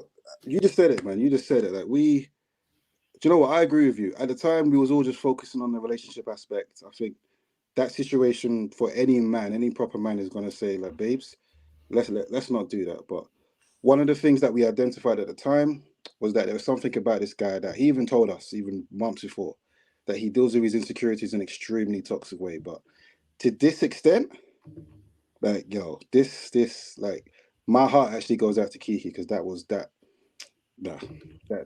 in itself, there's no excuse for it. And this, for any woman that's been through situations like this, I'm apologizing on behalf of men, because that I hate stuff like this. And to me, if I knew him, I can't speak too much on it because of my job, but if I knew him, I'll go and see him. I'll put it that way. Like, to me, this is ridiculous. No, and I think you're absolutely right, bro. And I think that's why I also wanted to link this back to the Jamie situation, because I'm on Anton Daniel's page, and I can see some of the comments already, which is quite interesting. And some of the comments that have been said is that she poked the bear with the Usher situation, and then the music video that she did with Usher. Now, whilst I didn't like that particular scenario, I don't like the Usher situation. I still stand by that comment about that. I don't like the Usher dance situation. That is not why she got abused, right? Because she was getting abused before that. So again, I think this is why I'm saying about being understanding about why abuse takes place. It's not, and that's what I was saying about, I was so heavy on the Jeezy situation and on the Jamie situation with Nicki, because when people start doing it's reactional abuse, they don't realize that would have to label that with all abusers, including women. And that's not how it works. Abuse works because people want power, and when they want power, they do things to accrue that power in the relationship. And so I definitely don't like seeing this situation with Kiki in this particular way. I don't like the way they've gone, like that's happened, And let me even add to that, right? Because I feel like there's two things going here. He's already told us that even in himself, and I guess we can now see with his brother, they are very immature, like emotionally immature. They're very immature people when it comes to dealing with relationships and just life. Even the way I listening to brother speak on whatever podcast interview that was, I don't know how old he is. I don't know if he's an older brother, right? He doesn't come across to me as like a proper man. So that does concern me in terms of what's going on in the family. But if I go back to the Kiki situation, to me, this is what reminds me, and this can happen to anyone, but this is what reminds me when women say, I don't want to date down again, because the insecurities of men are amplified. This is what reminds me of. He already has his own insecurities, but being with someone being with Kiki in itself and all that has to contend with, he has no purpose, he has no career, I don't know what he's doing. He got lucky to be with someone like Kiki. And then to see Kiki glow up, yeah, I can understand. He would have been triggered a lot, but none of that's not Kiki's fault. Her being abused is not Kiki's fault. This is just him being him, and he needs to be dealt with based on him being him. Yeah, and I think that's the key point, right? We can separate. I see Jeff there too. We can separate. We can separate the two things, right? So you could be a madman. You could be insecure, and Kiki could have her own hangups or whatever. But at the end of the day, you have to be accountable for what you did. That's why I said that I don't like the whole reactional abuse situation in anybody's case. He did what he did. He knew what he was doing. And he's been doing it for quite some time. Abuse situation in anybody's case, Oh, sorry, Jeff. Yeah, I know you got something in mind. So, in that situation, in that situation with Kiki and Darius as well, this has been coming. You know what I mean? Like, because you've been waiting for an opportunity like this, because, like I said, a physical abuse doesn't just happen out of the blue. It doesn't happen just I start dating you and I start doing it. You actually have to lead up to it, which is why it becomes so egregious when someone does it, because there are steps that lead to it. You know what I mean? Like, and I'll dare I say, like, someone could murder somebody in the heat of a moment because it's a heat of a moment. But when you turn to physical abuse, that is not what happens. It is a process of steps that take place first before you get to that place and before you get to a space where you do that to someone. And then to do that to somebody who you quote unquote say you love is an oxymoron. So it's like, whilst you're doing it, and I'm not trying to advocate for him again, but whilst you're doing it, you hate you whilst you're doing it, because you're doing something that you hate. But if someone doesn't check you, someone doesn't grab you by the neck, right, and pull you aside and tell you, listen, what you're doing right now is diabolical. And oftentimes they isolate people. That's why I said it becomes intentional. So unfortunately, I can't advocate for you and be like, you know what, the brother just, he just kind of fell on this one, guys. He just, like, it's a shame that it's unfortunate. He just kind of messed up. This is not a mess up situation. To get to DV, it's never messed up. You have to take steps to get there. At that point, I can't show you mercy. Give him the gel and give the keys and swallow it, because that's where you need to go. There is no, let him, he's learned his lesson. No, he needs to go to jail. And probably needs to, and I also advocate as well, people who are DV abusers, they don't just need jail. They need also training, because if they don't, they come out and they'll still do the exact same thing as before, Go for it, Jeff. Yeah, I was just gonna say that I was gonna do like a public apology, because I remember a while back we were talking about, was Keke wrong in terms of her choice address, like all of that. Now when I think about how Darius has been moving, I got to apologize, because first and foremost is that, like you said, steps towards physical abuse, it takes time to actually get there. And now when I look at it, I think that Darius, for a long time now, because of his own insecurity, number one, he's not on Kiki's level when it comes to status, not on Kiki's level when it comes towards finances. So if you can't dominate somebody through finance or status, you find conniving ways to try and put them down onto your level. Dominate that person through making them subservient towards you. So he wants to be in control of Kiki's image in terms of how she's seen towards the public. Hence why now I'm thinking maybe it was a calculated move when he was putting out all these pictures of her before. But then the moment she's now glowing up, doing a thing with Usher, now he's not in control of the narrative anymore, and has to find ways of basically putting her down and being so demeaning towards her, out in the public.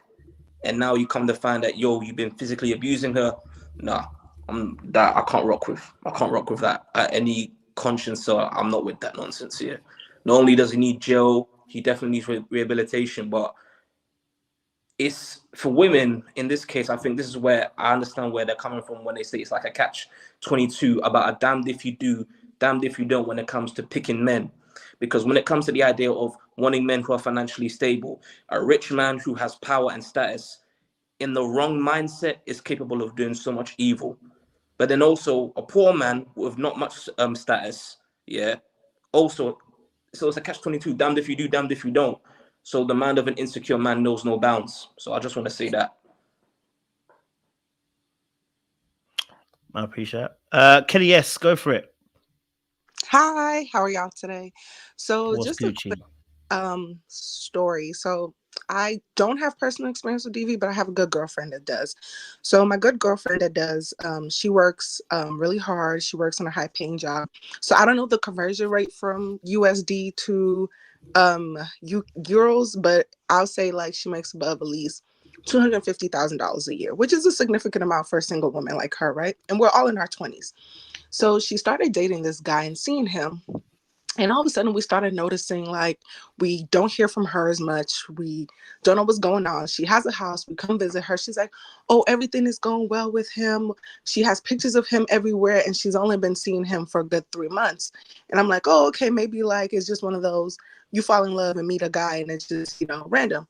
So fast forward to recently, she went to another country with him, went on vacation. Mind you, she's on a work visa to the United States. She had a work visa issue while stuck in another country while on vacation. The guy ends up leaving her in the country. He ends up also when it's time for them to like return, he was like, yeah, just enter through the United States border. And we're trying to tell her, like, don't do that, because if you do, you will get back into the United States because of your work visa issue. So he was just manipulated, leaving her in the country, yelling at her on the street of the foreign country they were on vacation, to the point one of the girls in the country that was selling bees on the side of the road came up to her and said, hey, ma'am, do you need help? I could go get my brother or something to come help you. He was never physical with her, but it was always insults here and there. So she comes back safely because she enters through the Canadian border. That's another story for another day. But while she's here, she starts telling the stories of what he does. And I'll give you an instance. He bought a house. He designed the house just like her house, with her layout and everything. I said, okay, that's a little weird. That's a little switch. I said, did he tell you he was buying the house? She was like, no. I was like, this is your whole ass boyfriend. If he's doing something just like you were doing something, you were buying a car, you were elevating your career, you told him. She's like, yeah. She's like, oh, he got a second job because he realized I make too much money than him. And he said a woman should know their place. I said, I don't like the way he's talking to you. Then he continues, and he comes over the house, gets mad at her. All of a sudden, things are broken, things are missing. Her Prada things are gone. Her expensive designer things are gone.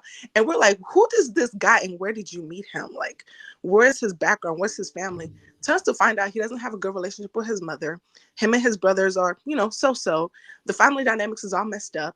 And we're like, okay, well, at this point, we have to ask as girlfriends, like, did he hit you?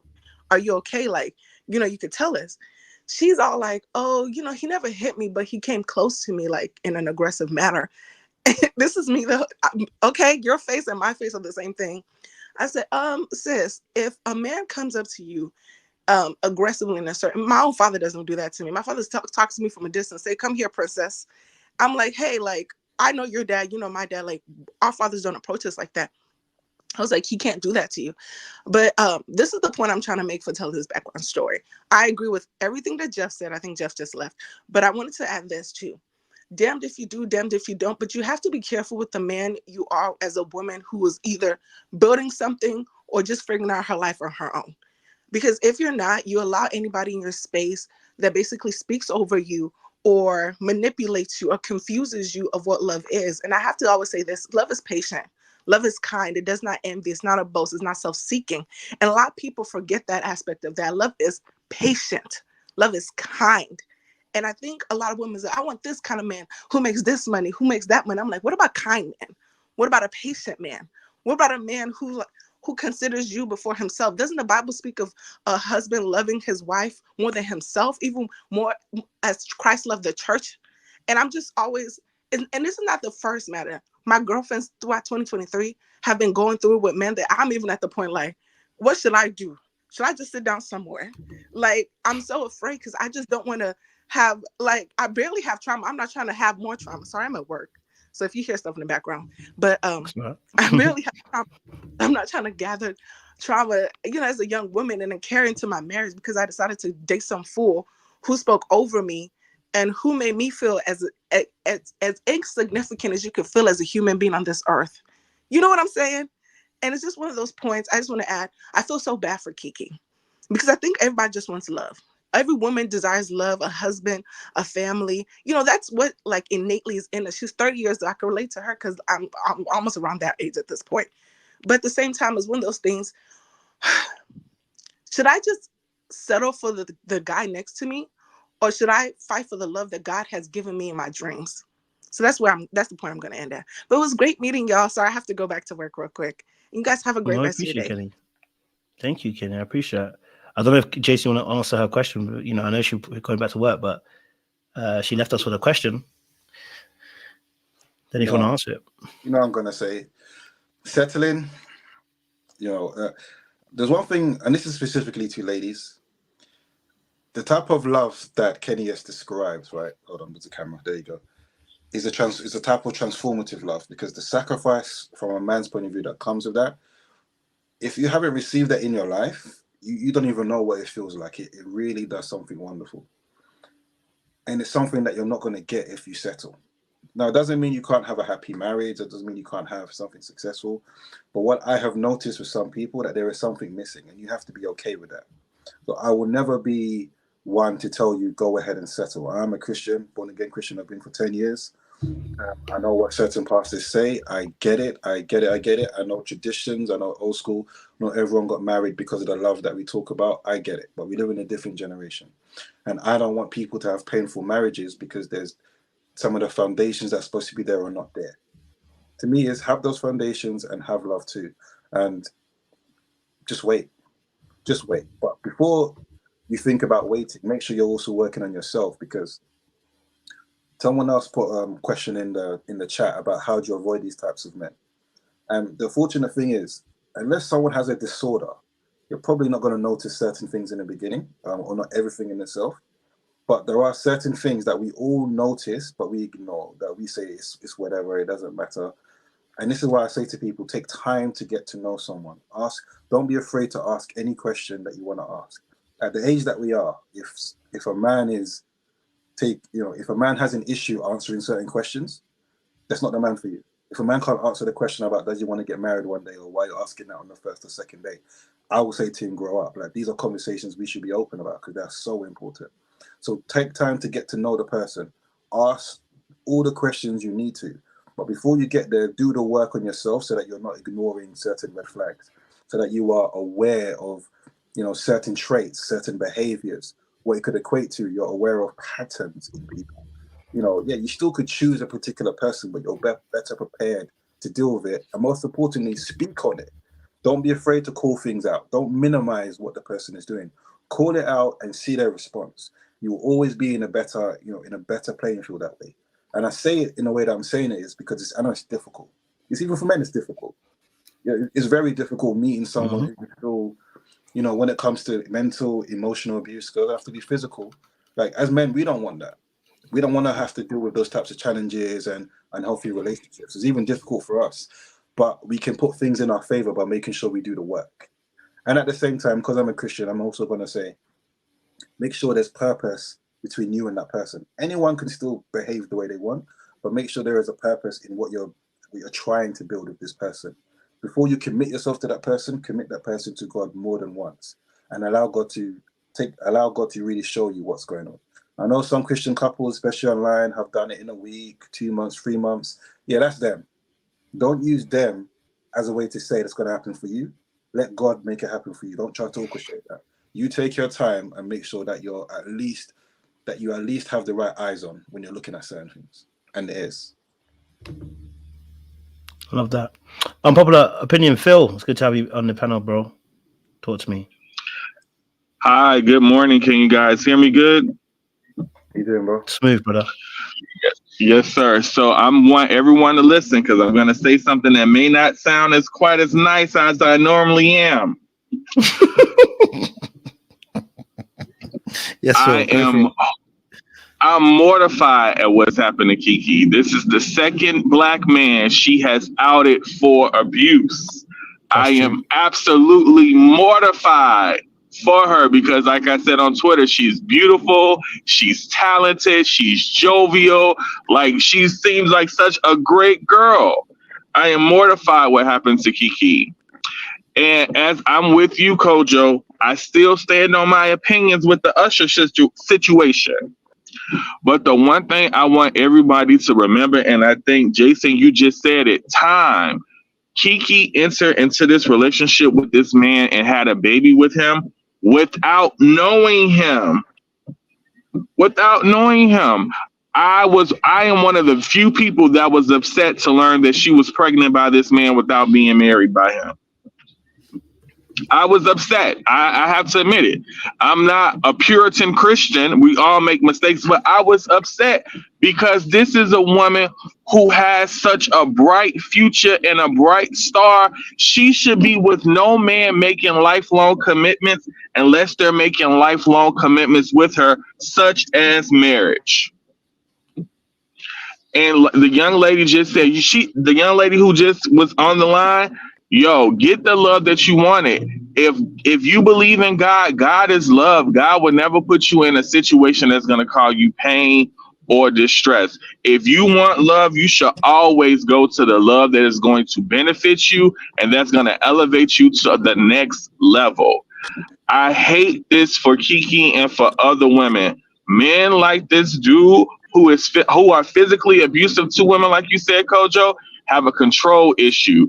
They don't have control over themselves, so they have to control you and demean you to make you feel like you're the bad guy, when in fact it's their own insecurities. I want everybody, before we enter into these relationships with people, is that we take our time and we get to know them. Don't buy a house, a car, or have a child with a man or woman that you don't know. You need to see them in multiple seasons and multiple stages in their life.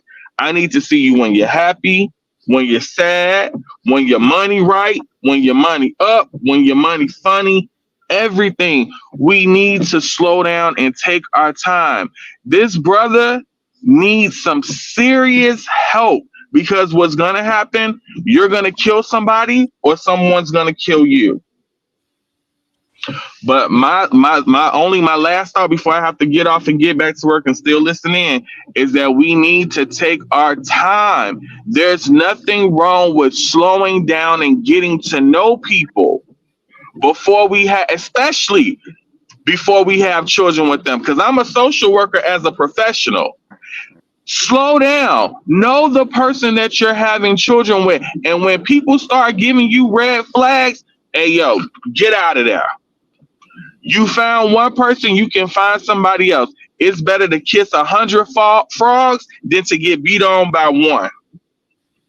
So I just want everybody just to take their time. We want to uplift Kiki, but seriously, get to know these people before you join into lifelong commitments with people, such as children. That's all I got for you, fellas. Y'all have a good day. I'll be in the chat. I appreciate it, Phil. Thank you, Phil. Thank you. And just to make it clear for the audience as well, because I know I can see some of the narrative that's already starting to formulate. And what Phil is trying to explain here is, okay, a process of just taking a bit more time before making lifelong decisions. Having a child with somebody is a lifelong decision. And he was saying, having the fact that we had a child before we're even committing to a marriage should tell you that we're already doing things kind of backwards. So what he's kind of just explaining is that, hey, look, a bit more time would have been taken from Kiki at that time. And people actually were calling her out at the time when she actually, Phil was one of those people, but there was other people also that I saw on the women's blogs actually that were calling out Kiki at the time, saying why she just got pregnant for this guy who we don't really know. It doesn't look like they've been together for very long. So it's not about blaming her to say that she's the reason why she got abused. No, we're not saying that at all. What he's saying is take a little bit more time to understand who you're dating. We have to be very careful not to try and say that, because what we're gonna then end up saying is that I don't know what happens. I'm just gonna go into a situation. I'm not gonna do anything, and it just happens. It doesn't just happen. We do have to take some time. So no one's blaming Kiki. He was just kind of explaining that, hey, look, take a bit more time. Take a bit more time before entering the situation. And I would even just say, when I entered into a particular relationship, which became, I believe, emotionally abusive, I was rushing, you know what I mean? And I kind of knew it was wrong at the time when the person even was the one that even asked me, what are we doing? And then I gave in. I was like, okay, let's just go together.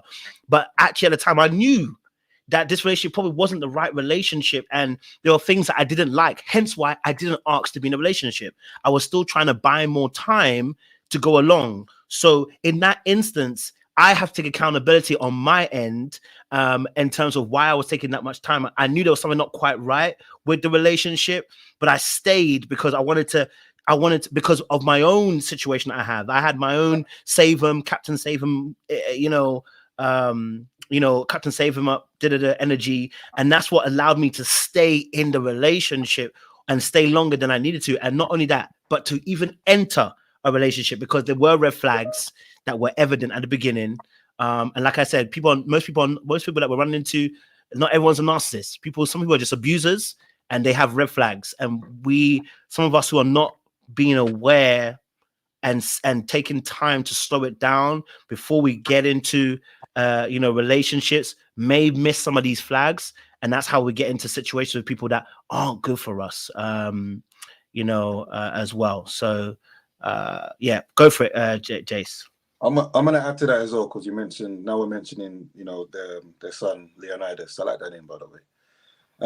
we have to remember as well, they've had a child quite early into getting to know each other. And I'm not saying relationship, because their relationship was purely like they met, then they got into a relationship. They wasn't friends before, they didn't take their time.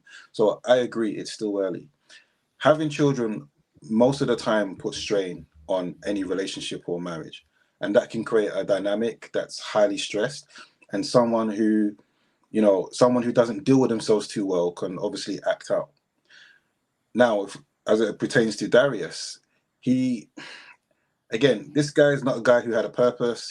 This is not a guy who had anything really going for him. So again, he was to me to be a Kiki. I can also understand. It's one thing to be responsible when you're a boyfriend, but now he's a father. That can trigger someone even more. So these are some of the things to pay attention to. When someone is not even ready to even go down those avenues. And this is not an excuse for him. This is just an acknowledgement of what actually does happen, what triggers people. That's a dynamic to remember. And even on Kiki's side, you have to remember, she may not want to leave straight away because that's the father of a child. She's invested into this person.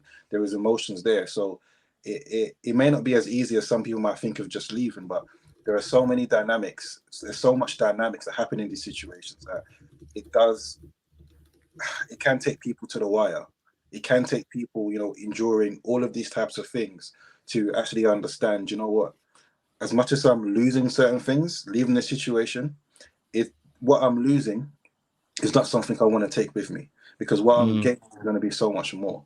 And to me, I feel for Kiki because they didn't need to get to this situation. I mean, for when he said in an interview that he deals with these insecurities in a very toxic way, that to me is alarm bell. Like, don't be with that type of man or woman. Like, that person has the person has a big cross to carry, like a huge cross to carry.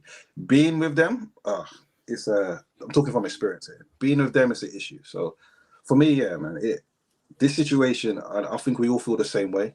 Darius has no excuse. He has no leg to stand on. Everything else is standalone. But for Darius being Darius, this is a problem. He is a problem. And we all want justice in the situation. Yeah, and just to help people understand, so I know some people in the chat don't fully grasp what's being said at the moment. Apologies, I'm going to get my camera back on. I know they don't grasp what's being said, so I think people are misconstruing what's being said as being blame.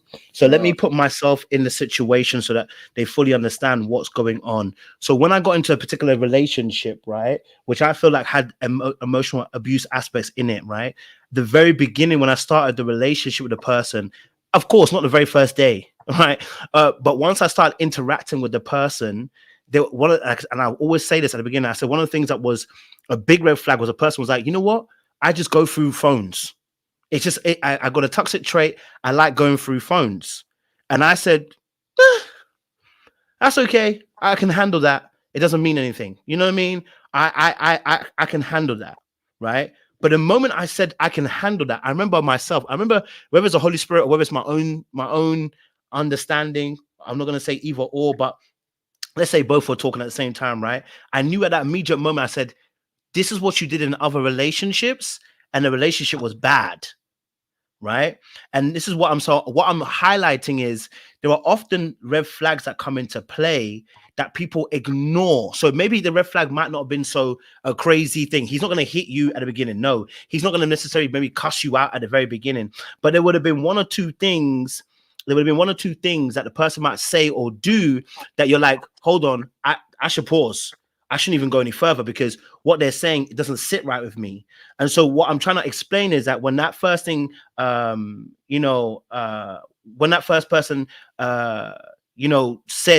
said that, I was like, okay, no, I can handle it.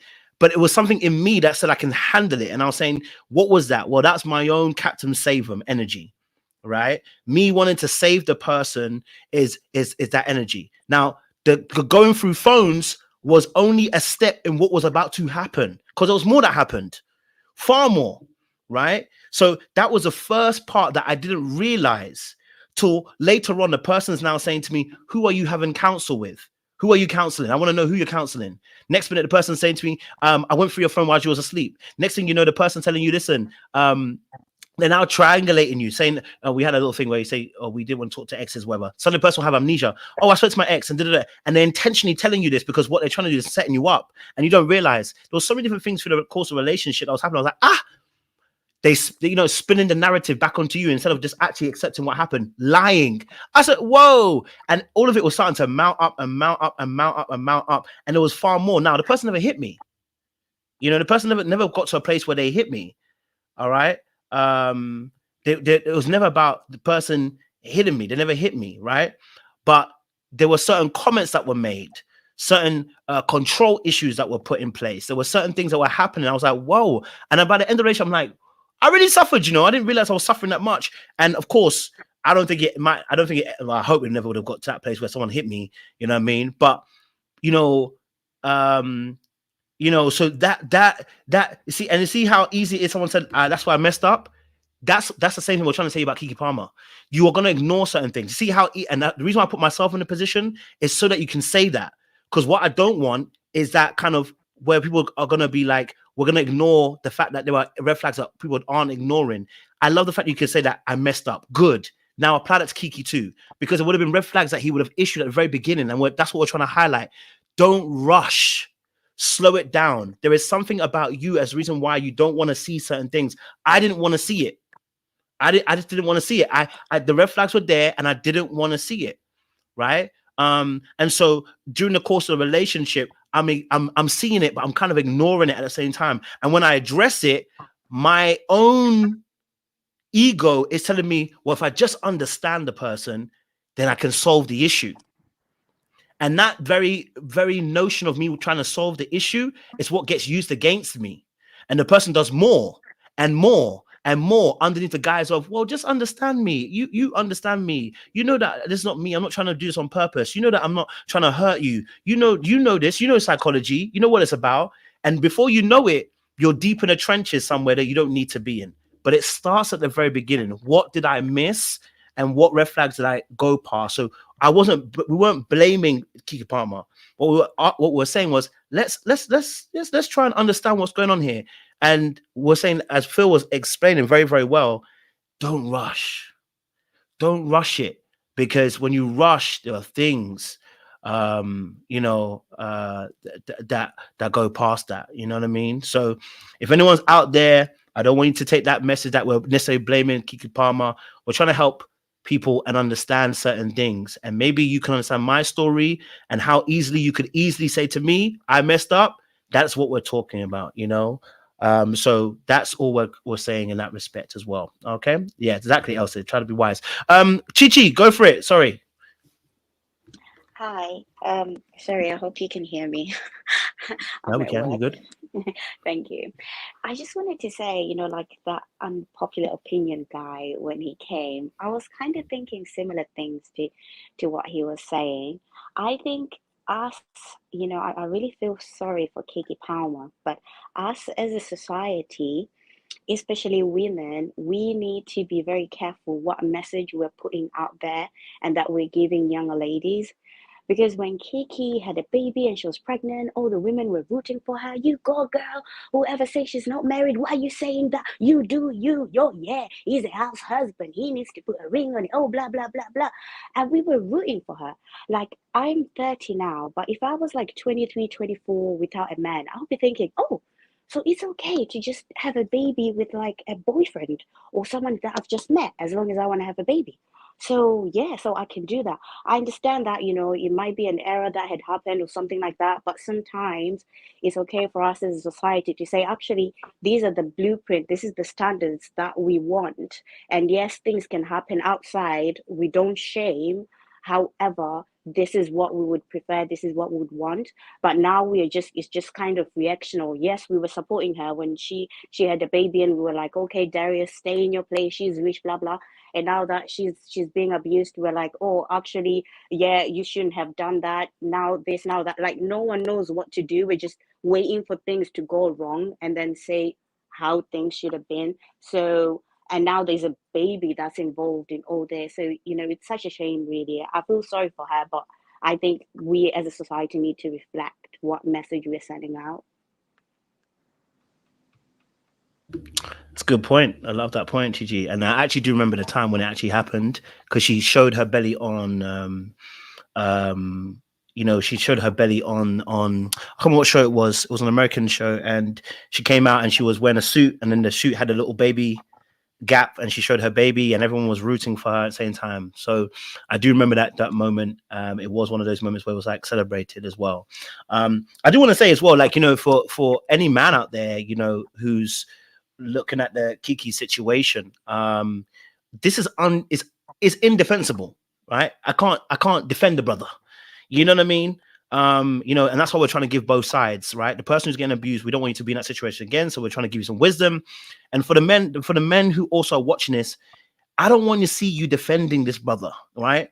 There is no provocation of her going to dance with Usher, with her even doing a song with Usher that should lead you to, and bear in mind, again, abuse started before this situation. So I want to make it very clear again, because I know some men do watch, but they don't say anything. There is no provocation that should lead you to the point where you put your hands on your partner. You know what I'm saying to you? Better yet, the one that is pregnant with your child, right? Now, the reason why we were maybe potentially even talking about Keke having a child early is because people like him, they impregnate you early because they want to have control over you. So it becomes a tool of manipulation rather than it becoming a great moment, which is why sometimes what Keke was kind of saying, I can see, we can see obviously as well how that can play into it as well. So, but yes, any man out there, I don't want to see you defending the guy. You know what I mean? The least I can accept is that, you know what, we can't see the video, we only see screenshots. Maybe I can understand what you're saying, but even then, just to hear the fact that the judge has already granted her. He's actually granted her the cost. He granted granted her full custody and a temporary restraining order as well. So, definitely more than likely the evidence that's been promoted, which was a video that was originally a video, but we've got screenshots, is probably damning enough, right? That the judge has now given her the custody in this situation, full custody. So me personally, I don't really want to have conversations that are shifting the goalpost to, as men, and I'm talking about as a general populace, not us on the panel, that are saying, like I said, I was seeing Anton Daniels saying, like, there was provocation or thing, and it's the exact same thing I said in the very beginning. I don't want to hear that, because there shouldn't be a provocation that sends you to the point. And I'm sure you brothers know, women, they can annoy you. Well, let's be honest, and we annoy them. But I've never thought to myself, let me put my hand on you. Do you know what I'm saying to you? Like, it just shouldn't be crossing your mind. But men who do that, like I said, they have a problem with emotional regulation, and they're dangerous people. I always say that men that can't control their emotions are often the most dangerous people, because you have physicality and a lack of ability to control. So yeah, that is a big thing, in that instance. Yes, Jason, I knew you want to say something. Go for it. Sorry. No, do you know what? You just said it. I mean, you just said it when it comes to men, and this is the point that we're trying to answer, how to avoid situations like this, how to avoid people like this, because it unfortunately, right, it sounds like it's pretty normal. If you hear what the ladies have to say, just like as men, we have our own male experiences, women have their women experiences, and certain things are just common. So for one of the things I forgot to add is that Jenny S was sounding like she genuinely is fearful about, if she chooses the wrong guy, is she going to have these experiences, being someone who doesn't come from the typical trauma backgrounds that usually put people in these situations because of what they're trying to ignore. So I just want to say to ladies, not every guy is like this. And we all pray that the guy that you do meet, that's going to be the love of your life, or the guy that you're currently with, that none of you have to deal with these, with this type of abuse. In relationships, things happen. You start arguing, things get heated, but none of that is a justification for putting your hands on anybody. I don't know to what extent, the physical abuse happened, maybe you have to go to hospital or whatnot. But I used to work for the court system for over 3 years. I dealt with divorces, I dealt with all types of things. And although, yes, the court system is skewed more so towards a gender when it comes to those types of things, the judge is not going to agree to something like that 100% unless there is actual evidence in court that this person is dangerous. Because this isn't just a danger to Keke. That means he's also a danger to his son. And that's something to pay attention to. If he actually is a danger to his son, then there is a problem. So there's no excuse for him. There's no reprieve.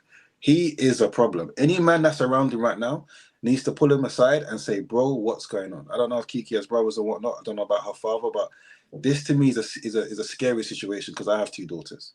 And these are the things I talk about. You know, my oldest is 16, my youngest is 5. So my oldest, I talk about these things.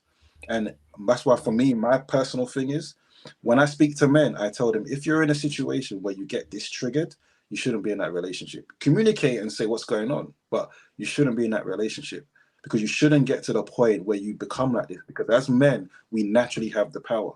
We naturally have the larger control. We naturally have that, we naturally input that fear. So when we carry ourselves a certain way, we have to understand how it's going to be amplified, and it's always going to come across in this way. So we have to tread carefully. We have to be emotionally mature. We have to be, adults about the situation, deal with conflict properly, and just avoid people who genuinely come out and tell you that they are little boys. That's how I see Darius. He has told us he is a little boy. I don't even know how old he is, but he has told us he behaves like a little boy. And these are the things that, okay, let's avoid this situation. You cannot turn a little boy into a man. Let the little boy be a little boy and save yourself from a lot of headache. I've been in situations myself where a lady has told me from the very beginning how she is. And I used to say, oh, you changed after a while. And then I said to myself, Jason, are you silly? No, like, you just ignored what was obvious because she told you who she was from the very beginning. It's only now that it's affecting you to a particular level. This is when I now, have to really look at myself and say, all right, I'm not saying it's my fault this person is this way. They are this way. But I could have left from the very beginning simply because I saw the red flags. The problem was me because I minimized what was going on. And this is what we're trying to say for people: just be careful. And this isn't just a public conversation of Kiki. Anyone who loves you will be telling you these things. If they get to know you and understand what you've been through, they should be able to tell you, don't minimize the abuse. Don't minimize what this person is doing. Don't even hide it. Don't even hide it. If this person is really harming you, speak about it. Ask for help. But, as part of abuse is control, to try and contain you. That's what happened to me. I was contained. Yeah, big grown me as a man. I was contained. And I had to fight my way out of it. When I fought my way out of it, the people that was part of that, they were shocked. To this day, I have their respect because I showed that they couldn't treat me a certain way. They couldn't contain me into a box. But I had to realize that I put myself into it by not addressing what needed to be addressed from the beginning. So this is why we talk like this, because we have to acknowledge our own part to play in staying in a situation that's only going to be detrimental. But I'll say it again, Darius is at fault on his own accord. This is not because of Kiki. Kiki didn't cause this in him. I don't know what other channels are going to say, but Kiki did not cause this in him. This is who he is. Regardless of who he would have been with, this trigger in him would have come out to play. Unfortunately, it's been put onto Kiki, but Kiki's good. We hope that she heals. We hope that she finds true love and is happy and her truth comes out. But when it comes to Darius, I'll say again, let justice be done, whatever's going to happen to him. Yes, Jeff, go for it. Yeah, I also want to add on to what Jay was saying. Like, not only should you get out of a situation where you're being abused, don't allow family, because there are some family members that will enable it, will also downplay you being in an abusive situation just for the sake of you wanting to maintain a relationship. Do not be in a situation like that at all. And I would also say towards men, I think men as a whole need to stop downplaying this idea of, oh, there's no such thing as emotional intelligence. We need to be emotionally intelligent. We need to be aware of our own emotions, because our ignorance to how we feel at times will be a danger towards not only ourselves, but the people around us as well. If we have ingrained anger or internalized anger, it will become hatred and potentially murder towards the wrong person. So when I see stuff like that, Kiki, all I can hope that is she gets the therapy and the counseling that she needs, that she gets the family support that she needs. But for Darius, he definitely needs to be held accountable for his actions, 110%. And I think also more importantly, when it comes to just the idea of emotional and physical abuse, because I saw a stat in the US that right now about 1 in 3 women, 35.6 women have reported some form of emotional and physical abuse. So it makes me wonder how many reports go underreported. Because a lot of times there are cases where people might be sitting in a state where they are abused, but they are afraid to talk out. Please talk out, reach out to somebody. Do not stay in a place where you are being taken advantage of, where you are being made to feel little, whether it's through violence or whether it's through just someone gaslighting you. Get out. Immediately just get out. But for the men, we have to do better as a whole. We have to do better as a whole. And I really hope the manosphere are not trying to use this thing as a means of trying to victim blame Keke, because I hate that. Men also have to stop with this idea that like full agency is on a woman when you literally rob a woman of her entire being and self-esteem. I hate men that do stuff like that. So I just want to say that. That's all I got to say.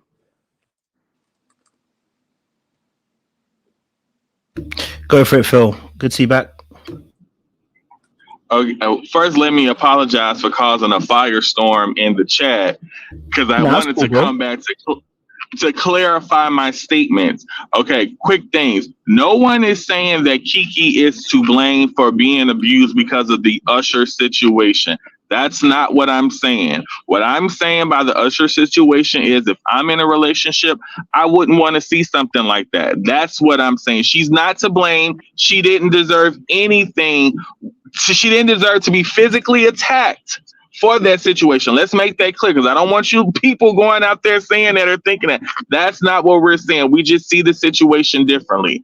Somebody else said is why are we focused on Keke and not on Darius? We're focused on Keke and not Darius right now because Keke has admitted that something is wrong. Darius is on Twitter putting out pictures saying, "I see you soon, son." He's not even acknowledging that he's done something wrong and has an issue. That's why we're focused on Keke. No, listen, Keke is acknowledged that something is wrong because she went out and filed for custody and got a restraining order. Darius is just on Twitter saying, "I'll see you, son," not apologizing for Keke for abusing her, knowing that we have pictures of it. So he's not even looking at something is wrong with my behavior. He's just trying to get victim. He's just trying to be the victim and say, "Oh, she's keeping me away from my son." Not that I've attacked this woman. Let me put a picture of me and my son. So he's not even acknowledging that his behavior is out of line with Keke. That's what I'm saying. The last thing what I'm saying is when I say we need to slow down and think, and before we join in these relationships with people, is that people who are abusers, what they do is they sit and wait. They're like snakes. They sit and wait. Right.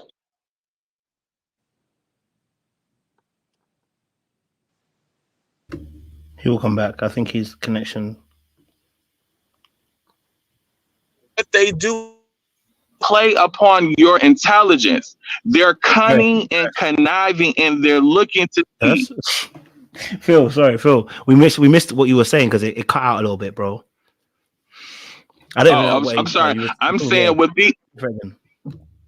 these abusers, when I say we want to wait and take our time and getting to know people is because people who are abusers and controlling, they sit and they wait like snakes. They wait a while for you to put your guard down. They show you their representative, and then that's when they attack you. But when you get to know somebody and you see how they interact with you, as well as how they interact with other people, it shows you a lot about their behavior. That's when I mean that we want to sit back and wait to get to know people more. I see people in the comments saying, "Oh, well, how would she would have known?" Because, you know, one thing I want the ladies to realize about men, and men may not like this statement I'm about to make, men are attention-seeking behavior creatures. Men like all the attention. And when she had that baby, the attention became about the baby and not him, and he could not take it. So his rage and stuff increased more.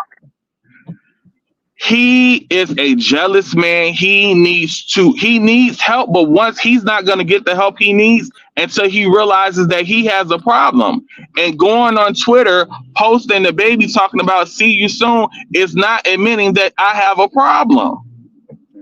The brother is not ready. She needs to stay away from him. She did the right thing by getting a restraining order. Keep him away from you and your son. She don't want her kid growing up seeing that type of behavior.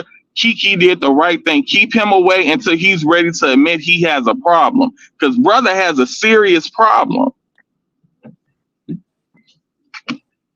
And that's all I got. Hopefully the firestorm calms down a little bit.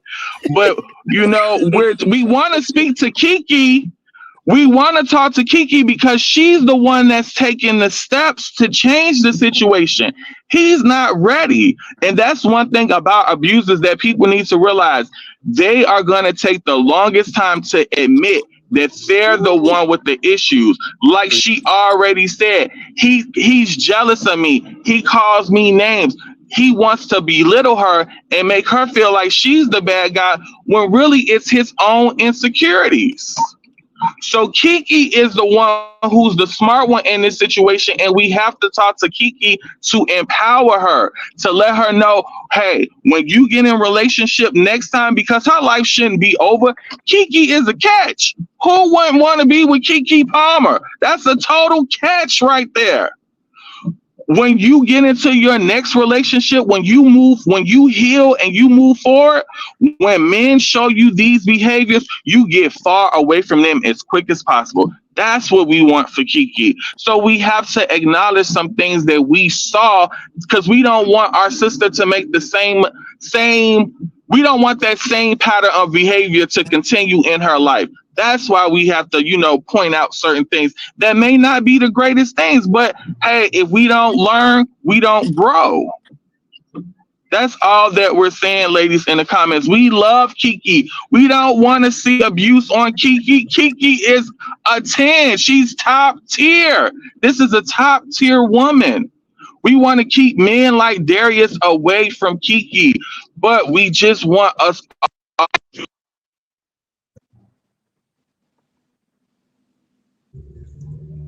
I really have to go see my clients now.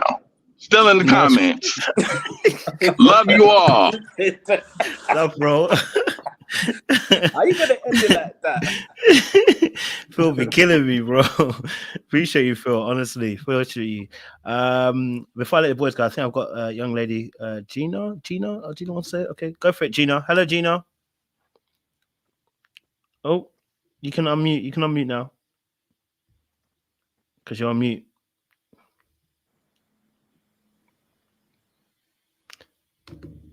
We can't hear you, Gina. You're on mute. Okay, I don't think Gina's ready yet. Okay, I will put you down for a little bit. When you're ready, you can come back up.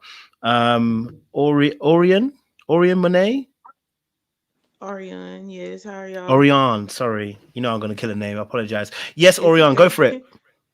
Okay, I just want to say, my comment is thank you to you guys because, as a formerly abused person, emotionally, mentally, spiritually, physically, in different relationships, Jason was saying, coming from a trauma background and just repeating those cycles, I wish that the way social media is and stuff like that, that there was a panel of people to talk to me even in that sensitive moment, because I know people are saying maybe it's too early to address it or talking about it or blaming her, but you have all these intuitions that tell you, no, go. But the familiarity of the abuse makes you stay because it's a comfort space. So I wish somebody could have spoke to me in a non-judgmental, but direct, but truthful way and confirmed the intuitions that I had to say, this is horrible for me. I should not be here. My self-esteem is being torn apart. And I will say too to the ladies that are doing that self-blame. And I want to also include men. I'm going to say people because a lot of times men are not included in this conversation. But you're thinking I'm intelligent, I'm college educated, or I've been through life. It's like, why am I staying here? Why am I parked here? Why am I taking this? Abusers prey on people that they're essentially jealous of to pull them down to their vibration because their insecurities make them feel like, I know I could never ever deserve you or achieve you without doing the work I need to do. So I'm just going to pull you down to my level. So if you're feeling like you're above the situation, you are. You know, they're feeding their energy vampires off of your energy. They need that to survive, like a leech, like a parasite, like a vine attaching itself to a living, living, thriving plant until the plant dies. So like I said, I just want to say thank you because, I'm in my 30s and I have a child out of a situation like that. And I just was in a therapy session yesterday. Um, just really dealing with these things because I walked away from the situation. I made the decision that she made, but I didn't walk away from the abuse. I didn't deal with it. So all these years later, now I'm going to therapy almost 10 years later to deal with stuff I didn't deal with because I didn't have a safe place to talk about it. I didn't want to tell my family I'm embarrassed. I don't want to tell my friends I'm embarrassed, like, because I feel like I should have never been there. My family is still, not now, but was still dealing with abusive situation. Who do I turn to? Who do I say, you know what I'm saying, to that I'm dealing with this and I need help? How do you talk about that? So it's like waking up this morning. I usually don't watch stuff like this, honestly, this early. I like to start my day with like kind of a different vibration. No disrespect, you know what I'm saying? But I just felt led to click on it. And it's like, I'm supposed to be cleaning up, but I'm stuck, on the end of my bed watching it because it's just like, damn, this is real shit that people go through every day. And people want to say, well, call the organization, call this, but it's people in situations where they are afraid to make that phone call because if this person finds out, like, my life is in danger. I personally got a one-way plane ticket, had to get family to help me, secretly pack my apartment, and got on a plane 7.5 months pregnant and never turned around. I'm sorry. Like, It's okay, sis. so We're here. for Okay, the people that jump into conclusions about the drama of the situation, listen to what's being said, because you have young girls, young men who are reading these comments and getting distracted by the fact that it's a social media topic and not hearing what's being said to save their own lives. So I'm sorry, but no, it's right. Don't you don't, don't know, apologize. You're good, sis. just thank you for, just particularly in my case, being Black men speaking on this, because there's a lot of us that, my father is present now, but he wasn't when I was younger. Is a lot of us that didn't have the father figure, the uncle, the male figure, a positive romantic relationship. And this is that. This is that for some people. So don't, like, be an adult, man. Your uncle, your mom, somebody that went through this situation that's currently going through it. So don't, get in the chat and start turning this into like a back and forth about who's right or who's wrong, because this is a real person's life. This is a beautiful, like the young man was saying, Keke Palmer is like, either you want to be her or you mad because, or you either want to be her or you mad because you ain't her. Like, this is a beautiful, talented, smart woman. And so look at, instead of saying, why would she put up with this? Look at the fact that, look at who she is, and she still tolerated it. So anybody can be this person. It's a human experience. You know what I'm saying? Anybody can be this person, and any man could be that man if you have unresolved issues that you're not willing to face in a society that tells you being emotionally unintelligent is equal to male bravado and masculinity. So it's like, this conversation is about real people, but this is everyday shit that we need to, like, it's at the surface. Like, we need to talk about it and work it out and, like, help people get help, because we're not in a time in the world, in the age of technology, stuff is moving so fast, like, and we don't have time to bullshit. Like, we grew up slow. We grew up being able to play outside and come home at the street lights. Our kids are not growing up in that. We got to address shit head on, talk about it, understand it, and process through what is real. I'm done. Sorry. Y'all have a good day. Continue. No, sis, you're good. Whew. I need a, oh man. Bringing tears to my eyes. Yeah, bro. Yo, there's tears in my eyes as well, bro. And thank you, by the way. Thank you. Thank you for sharing that, you know. Thank y'all for providing the space. Have a good day. I'm gonna go do what I was supposed to be doing now. Have a good day, sis. Have a good day. Have a good day, sis. Thank you so much. Man, yo, it got me emotional in that place, man. I think, and I know someone wants to go quickly, so I just think to myself that, I want to thank you guys as well, because you guys jumped on, Jeff, Jason, Phil, and because it is, I noticed this, the ladies were saying it's good that the men were talking about it, and I didn't realize the impact it can have, and just when the sister was telling her story, I just started welling up, because I'm like, yo, people are actually going through some real shit, and when you hear someone's actual story, who's now telling you their story right in front of you, it's heart-wrenching at points, you know what I mean? And honestly, I don't want to ever see anyone go through this situation like this. I don't want any sister, whether it's my sister personally or whether it's someone else's sister, I don't want that to ever be a situation that you're in, you know what I mean? And we shouldn't accept that as normal. It should be something that should wake us all up, be like, yo, that's not normal behavior. We're not accepting that.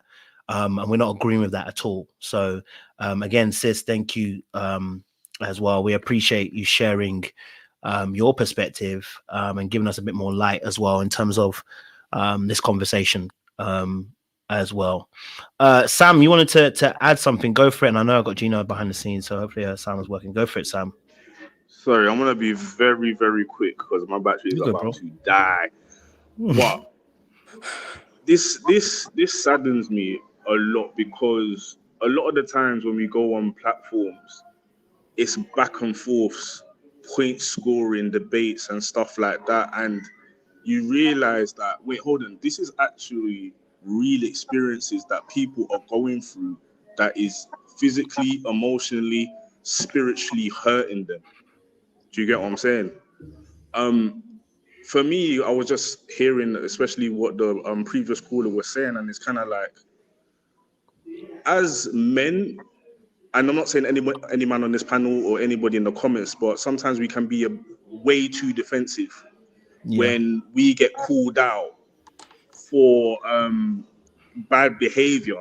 And yes, it might not personally be us, but if this is so common with women, if you know someone that's been through this, if somebody knows another person knows another person knows another person that's been through this, there needs to be an element of taking accountability and calling out these men for it. Yes, I'm not saying you need to grab the men by the shoulders and spin them about, tussle them about, and beat it out of them, but we need to all collectively call it out. Abuse is abuse. There's no two ways about it. When it comes to emotional, physical, any abuse, let's not sugarcoat it. Let's not what's it called? Let's not beat around the bush. What Darius did was wrong, absolutely wrong, and there's no excuse for it. And if it comes to any even men as well, that if you're getting abused as well, but especially the women, because we're on the topic of women, don't be afraid to speak out about it. I know it's hard. It's harder than it's hard. It's easier me saying that than actually doing it, because there's so many elements to it. There's so many fears of, if somebody finds out, my life is actually in danger, as the previous caller said. But please speak up about it, because there are people that are willing to help you. The silence is the worst thing, because you'll be suffering in silence. And some people, unfortunately, have been dead because of that silence. Yeah. So yeah, sorry, my battery's about to die, but big up all of you. And let's just keep on calling out, make ourselves better as men in this society. Yep. Thank you, bro. Thank you, Sam. I appreciate it. Gina, I know you wanted to say something. Go on. Hi. Sorry, my mic was being really weird. It's good now, so we can hear you clearly. I just want to say, like, shout out to all the men who have been so like thoughtful and kind during this chat, because I really appreciate it. Because to be honest, like, men don't listen to like women when it comes to these types of things, but men do listen to other men because it's a respect thing. So when these conversations come from men to men, it has so much more of a powerful effect. Because we as women, we can say as much as we want to, but as women, it's always going to fall on deaf ears, and it's not going to have the same powerful effect compared to when men say it. So I'm very much appreciative of this conversation being held by men. So I just want to say thank you for that. So secondly, I just get like, so I just find it interesting. So, all the red pill men and all like the manosphere men who were defending Darius before, it's really interesting because I've been hearing crickets from all of these guys, all of these guys who had so much to say a few months ago. I just want to know, where are these guys now? Are you gonna laugh? I still see red pill men blaming Keke Palmer, saying she's just doing this to get full custody. This is what women do. They weaponize the courts, they weaponize the system. Like, there is no way to win in these situations. And I think it's just so disgusting, which is why I have such a like psychological hatred of the manosphere, because no matter what, because we all know Keke is the most unproblematic person. This girl does not bother nobody. Now, I'm a person who I'm someone who I like to wait and hear evidence until I form a conclusion. But for this rare case, because it's Keke Palmer, and I genuinely, because I know Keke is very unproblematic, if she says this happened, I will take the rare precedent and say, I believe her 1000%. Because she is not the type of person to go into drama like this. And she didn't run to social media. She took it to the courts, as she correctly did. And I still see people dragging her and blaming her. It's disgusting. It's insidious, it's misogynistic, and it reeks of misogynoir. Just shows that anyway, to flip it and turn her into the abuser and to turn her into the abuser. Why? Because she's a black woman. She's probably loud, angry, and aggressive. She probably hit him first. What do you do? Like, this situation is just so triggering, and it also highlights that it doesn't matter whether you're rich or poor, anyone is a victim of domestic abuse. And I would also like to debunk a final narrative that I'm really seeing online, and it's really upsetting me. I don't like how people keep equating Darius's abuse, or, well, I have to say alleged abuse because I don't want to get you in trouble, but abuse to him being broke. I'm sure him not making the same amount of money maybe plays some role, but I need like, and this is coming from women, and I hate this narrative. Women need to understand that it doesn't matter how much a money man makes, like how much money a man makes. Abuse is about power and control over someone else. He can be broke and he can still abuse you. He can be the richest man in the world and he can still abuse you. There have been multiple celebrity cases where there are very rich, powerful, influential men who still control women because they feel entitled. So I need like women online to stop equating like only abuse to broke people and think that you marrying a rich man is gonna somehow stop a man from abusing you. Abuse is still abuse because people want power and control over someone else, and that is in a fundamental human nature. So I need women to stop that narrative. But yeah, I just wanted to speak on a few things because it's just really upsetting me. I appreciate Gina. Thank you. Janine.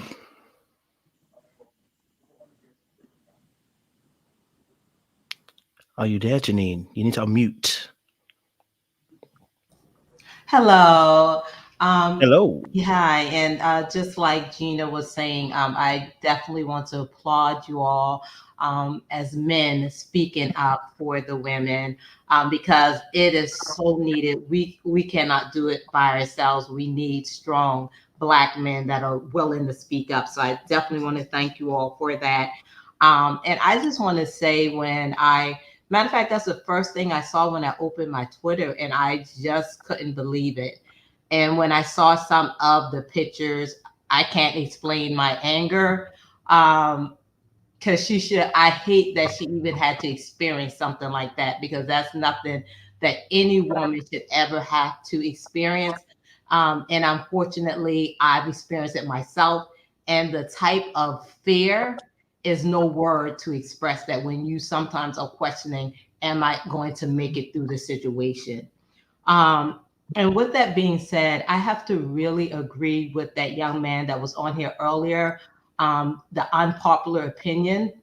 And I know it's a tough topic because we're not wanting to blame us, the victim, But it in this situation is so important that you're not reactive as much as you are proactive as much as possible. Because a lot of times, if you find yourself in an abusive situation, it's not so easy to get out of it.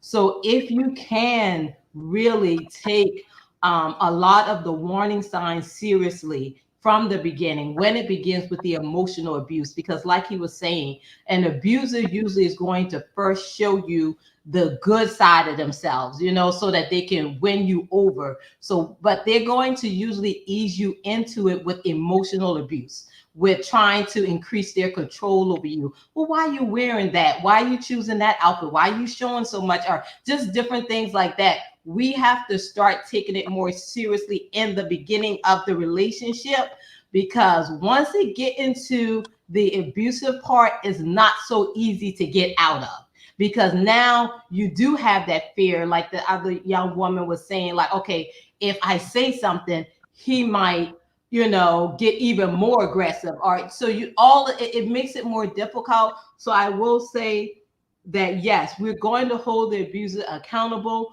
Yes, that is true. And the thing is, though, that we as women, we cannot control them, but we can control our actions. And we're going to have to start really doing better, because it's costing us our lives or our safety. We're going to have to take on that part of it where it's like, hey, we have to take the time to get to know these men for real before we allow them into our spaces. At this point too, we need to educate ourselves about what are the things that we should be looking for, so that we can at least try to decrease the opportunities of this happening. Because being reactive, reporting it to the cops, that sort of thing, yes, we should do that. But we know that a lot of these abusers are crazy, and even that don't stop them. So it's so important. I'm just keeping it real. It's so important that we have to have that hard conversation of, what can I do to protect myself? What can I do to not end up in a situation with a man like this? And I know this may be unpopular, but I do believe that there were warning signs in that particular situation. We even need to respect each other as women, because I really feel like when his ex-girlfriend came out and said what she said, that was a huge warning sign. But a lot of times as women, we're so desperate for love that we don't want to hear any of that. And I think that's also a core issue that we as a community have to deal with, learning how to truly love ourselves, because love is a need. And sometimes we've grown up in broken homes without our fathers. So we're desperate. I don't care what you say. Love is a need. You're going to get your fix. And so if you can't get it from your mom, you can't get it from your dad. But here it is. One thing about abusers, especially in the beginning, they're going to give you that attention. They're going to give you too much attention. But to you, that's going to equate to love, that he cares what I put on. He cares where I'm going. So this control behavior becomes your substitute, but it's setting us up for something very dangerous down the line. So we have to deal with that. Learning how to love ourselves. We're going to have to learn how to be wise and vet these men better, because at the end of the day, when you're in an abusive situation, it's not as easy to get out, even when you call the cops, because they dirty too. I went through it. They can be dirty as well. So please, please, women, I love you. I've been through it. You want those warning signs. That is the best way. Prevention is definitely the best way in this situation. And of course, if you find yourself in that situation, please get out as soon as you can, because the longer you stay, the more you feed that demon. Okay, I love you all. Thank you, Sheila. And I just wanted, sorry, she made a wonderful point. I just wanted to add another thing, is because this also really bothers me. Because, like, I just really want people to stop equating that just abuse to, again, a man just not making as much money. I said this before, but I feel like this is becoming a very dangerous narrative. And I don't want women to get into the habit of thinking just because a man has, just because a man's rich doesn't mean that he won't be abusive. Again, I have to really repeat, abusers come in all senses of fashion. senses. It doesn't matter how rich or poor they are. People will abuse at different stages. What are we hearing about NBA YoungBoy, who literally was just abusing, well, he's been accused by his baby mom of hiring 2 women to beat her up. NBA YoungBoy is rich. How many cases have we seen of rich men, like these rappers and athletes, and especially these athletes, they're always being accused of domestic violence. These men are rich. And I'm not saying that it means that women have to necessarily settle for men who make less money, but I just want women to just not get into that mentality of it's only broke boys or abusers who do this.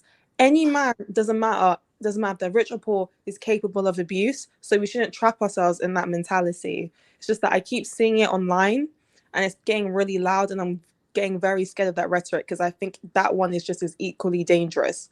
So it's just to look out for any type of men anywhere. The warning signs and the red flags will always show themselves in the beginning. Yeah. And I want to, if I could add to that, because yes, it's definitely the character of the man, not the salary. And I think we're going to just have to be real with ourselves, ladies. We're going to have to get real. We get so caught up on how somebody look, how much money they have, all of this other stuff, that we just refuse to look at the character a lot of times until it becomes a problem for us. And so it's the character of the man, not the salary, because abusers come in all shape, form, from a lot of them in the church house, a lot of them are there. Ooh, to the clubhouse, look, they're everywhere. Some of them millionaires, billionaires, some of them don't got a penny in their pocket. But yes, it's the character of the man, and we're gonna have to be real with ourselves, because I had to be real with myself. We get so caught up on the external that we don't put enough emphasis on taking the time to really get to know people. Appreciate that. Guys, I got to make a phone call, so I'm going to let Jason just kind of direct the conversation. So Jason's now the leader of the live panel, so please respect him as a leader. He will direct the conversations as well. I'll still be behind the scenes, but I got to make an important call in that time. So Jason, if you can take it, I think this Cece wants to come up, but up to you how you want to direct it, bro. Feel free. It's cool. I'll go up. Before I go, Cece, go ahead. Yes, first I just want to really thank the lady that shared her story. That was very emotional for me, and I'm really happy that she shared the story, because in all the comment sections I feel like it's continuous for people to say she should leave, she should leave, she should leave, and they make it seem like it's such an easy process for everyone, and in reality it's not that easy for everyone. Sometimes it is like you do need your family to help you to escape. You have to go to a whole different state. It's not always just, oh, let me just walk out the door and leave. So I do want to just start off by saying thank you for sharing that story. We don't know what Kiki was going through. So it's important to point out the fact that not everybody can just get up and leave. It's not as simple as just calling the police for everyone. It's really not. So the question that I have is, another thing that I continue to see, talked about on the panel and in the comment section, is red flags. And that's something that I also find myself doing. But when you talk to people that are abusers, you realize that the red flags that we might be like, oh, you should have left then. Other people may say, oh, well, you could, that's not that big of a deal. For example, someone saying like going through a phone, for example. To me, I'm like, oh yeah, you should leave. That's a red flag. You need to go. But different, some other people, they may be like, I mean, ain't nothing wrong with going through a phone every now and then. That's not a reason to just leave someone. Talk about it, keep it pushing. So for me, I'm asking, how do you know what red flags for you is like, oh yeah, keep it pushing, or I can stay, we can work this out? Because I feel like there's a lot of times where, to me, it may be one thing, to someone else it may be something different. And when you're getting all those different voices telling you, hey, that's okay, and then another one telling you it's not okay, it can be quite confusing. In Kiki's situation, if he hadn't abused her, before the whole Usher situation, some people felt like, well, clearly he was upset. He could have communicated better, but he didn't like it, and he expressed that. And then some people are like, oh no, you should have left then. You need to leave. He's controlling. So it's just like, where do you find a balance for people that are in those situations? Which is, I can say, that's why I appreciate more when people who's actually been through DV speaks about it and says, these are the red flags you need to look for, compared to people who's literally never been through it. And they're saying, oh, this is a red flag. That's an amazing question, CC. Actually, an amazing question. Jeff, do you want to take it? Honestly, I don't even know how to answer that one. I mean, personally, it's a case-by-case situation. I mean, there are clear-cut indicators that let you know, okay, this is an absolute red flag when your life is in danger. But in the nuances, when you're talking about phones, for some people, they don't mind as much. They don't really mind that if you go onto a person's phone like that because they're very trustworthy of people. But it only works if it's reciprocated. If it's a case where you got one person who isn't so trusting and the other person who is kind of, then there's a particular issue there. So I think it's a case by case based upon what you're into and the leverage you put for that one. So I don't know how to answer that one personally. So I've taken a few domestic violence courses because I've also done counseling. So to answer your question about red flags, so the thing is with red flags is that there are multiple things that abusers do. So there are typically love bombing. There will be an excessive amount of love given within a short period of time, or it'll be buying flowers, buying excessive amounts of gifts, and that's how the abusers give them that sense of love and security, which has put their defenses down. Now, when it comes to red flags as phones, here's the nuanced part when it comes to domestic violence. Not all of them are initial signs that they are abusers. So typically how abusers typically work is that they'll do many things over a long period of time to get you to raise your awareness down. And sometimes there are things like, there are some couples who go through each other's phones, and that is actually normal for some couples. So I can't, so what is a red flag for those people may not be for other people. So that is true technically. But if an abuser, for example, will say, let me go through your phone, and then he does it again, he does it repeatedly, and then he harasses you to see your text messages, that builds up and up and up. So it will be the repetitive behavior, and it will be an increase of when he'll ask you to do one thing, he'll increase it and start to demand more and more and more and more. There can be little spots there because at the same time is that because domestic violence is so nuanced, people can be very, very flawed people. And so there can be stuff that there's toxic. And one of the things that we learned in domestic abuse is that there actually is a difference between being toxic and being abusive. But there's also a gray line between that as well. There are some behaviors that can be toxic, but then there are some signs within that warrant abuse behavior. And so it is repetition. Does everybody get what I'm trying to say so far? I was going to say, just want everyone to nod with me if they understand. Yeah. Yes. We get it. Yeah. So that's what I'm saying is that. So this is very, very nuanced. So yeah, so typically an abuser will start by doing small things, and then over time it increases and increases. And that's the problem, is that the longer that they can do it, the harder it gets to wear down and the less that you see it. So yeah, not everything are always, oh, this is an abuser, or you can be like, yeah, this is weird, but that doesn't mean that person's abusive. It literally does take a long time for a person to be doing stuff, and then they'll increase it until it increases to the level of high abuse. And that's how it works. And that is one of the main reasons why domestic violence is such a big problem and why it takes so long for people to get out, because it is the continual course of wearing someone down until they become susceptible to that kind of behavior. And so that's why the best type of awareness that we can give is honestly education, reading books, watching documentaries. The best type of way. I watched loads of documentaries on different types of domestic abuse. When I went to we taught a class of domestic violence, the film that they had to teach in school was a BBC film called Murdered by My Boyfriend. And that was one of the best signs of domestic violence because it taught us all the red flags and how abuse typically starts. Awareness is one of the best signs. Awareness is one of the best signs, hearing stories, and that way you start to notice the red flags before they develop. I hope that was useful. Yes, that was really good. I felt like that was some good advice. And one of the things that I would just simply add to this, because a lot of it is a mental game.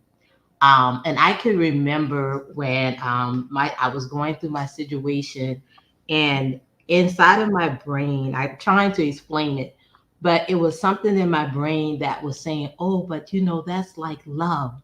And it was like that trauma bond was starting. But because I had been educated, when I felt that feeling like this was love, that he was, wanting to hit me and control me, and I said, oh no, I know what this is, devil. This is a trauma bond happening.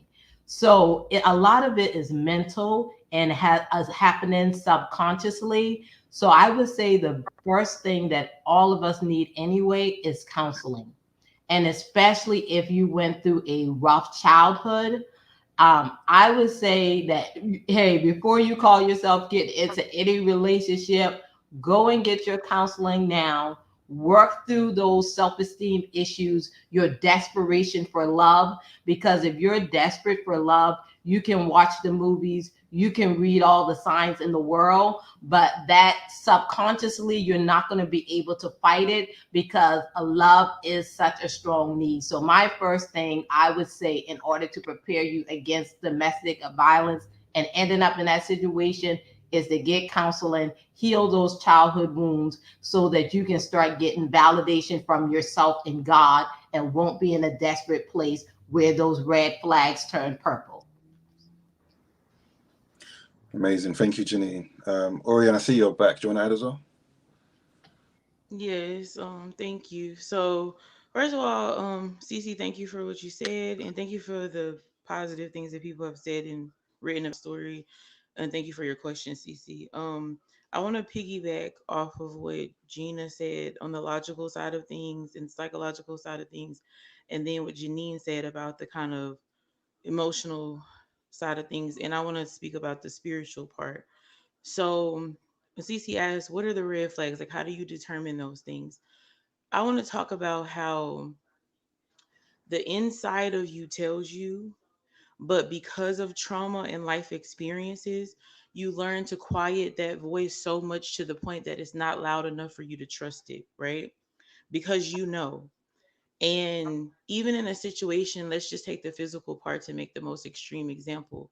When somebody hits you, if somebody in, I'm not going to say any brand name, but a store, grocery store, comes up and hits you, your automatic human instinct is to hit them back, like to defend yourself.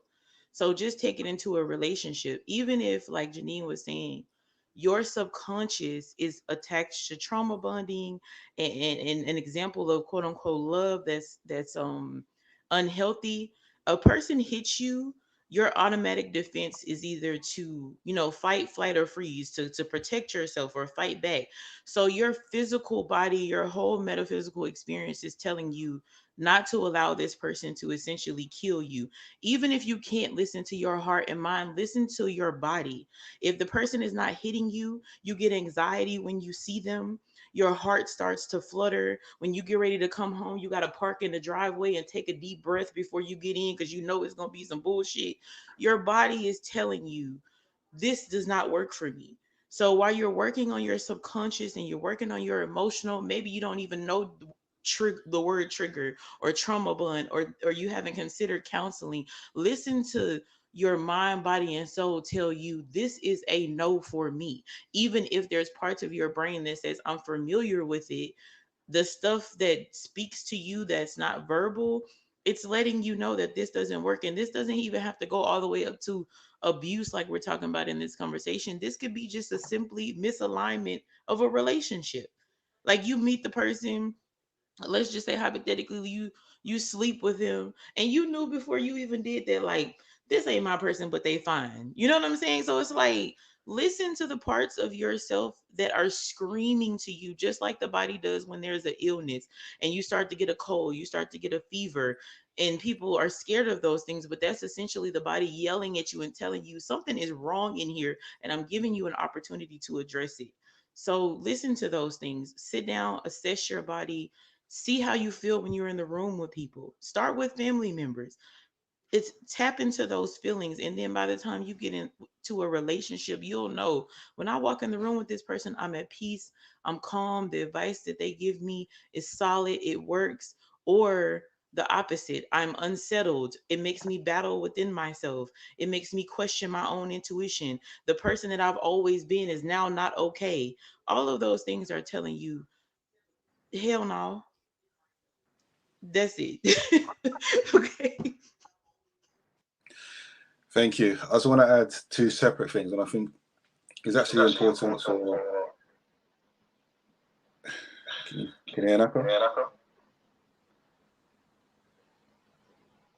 Is that Estella? Can you hear me? Yeah, hi, how are you? Yeah, just a bit echo. You're not on mute, but yeah, there you go. So before you go, Estella, I just want to say, So there are two things that are important for me, and what all the ladies have said has been amazing, and it's important that other women hear it from women as well, especially those who've been through it. The only two things that I want to add is we are not supposed to idolize the people that we love. We're not supposed to idolize what we feel we can get from them or whatever hole they're filling. These are some of the traps that we get ourselves into that makes us ignore certain things or overlook certain things. So that's number one. Number two, and it was mentioned in the chat, we have to be aware that not all the time, but sometimes these people have enablers. Usually it's their friends or their families who sometimes they could be the same way, but they don't deal with these issues in a way that needs to. So this person continues to be in relationship after relationship or continues to grow up and think this behavior is okay.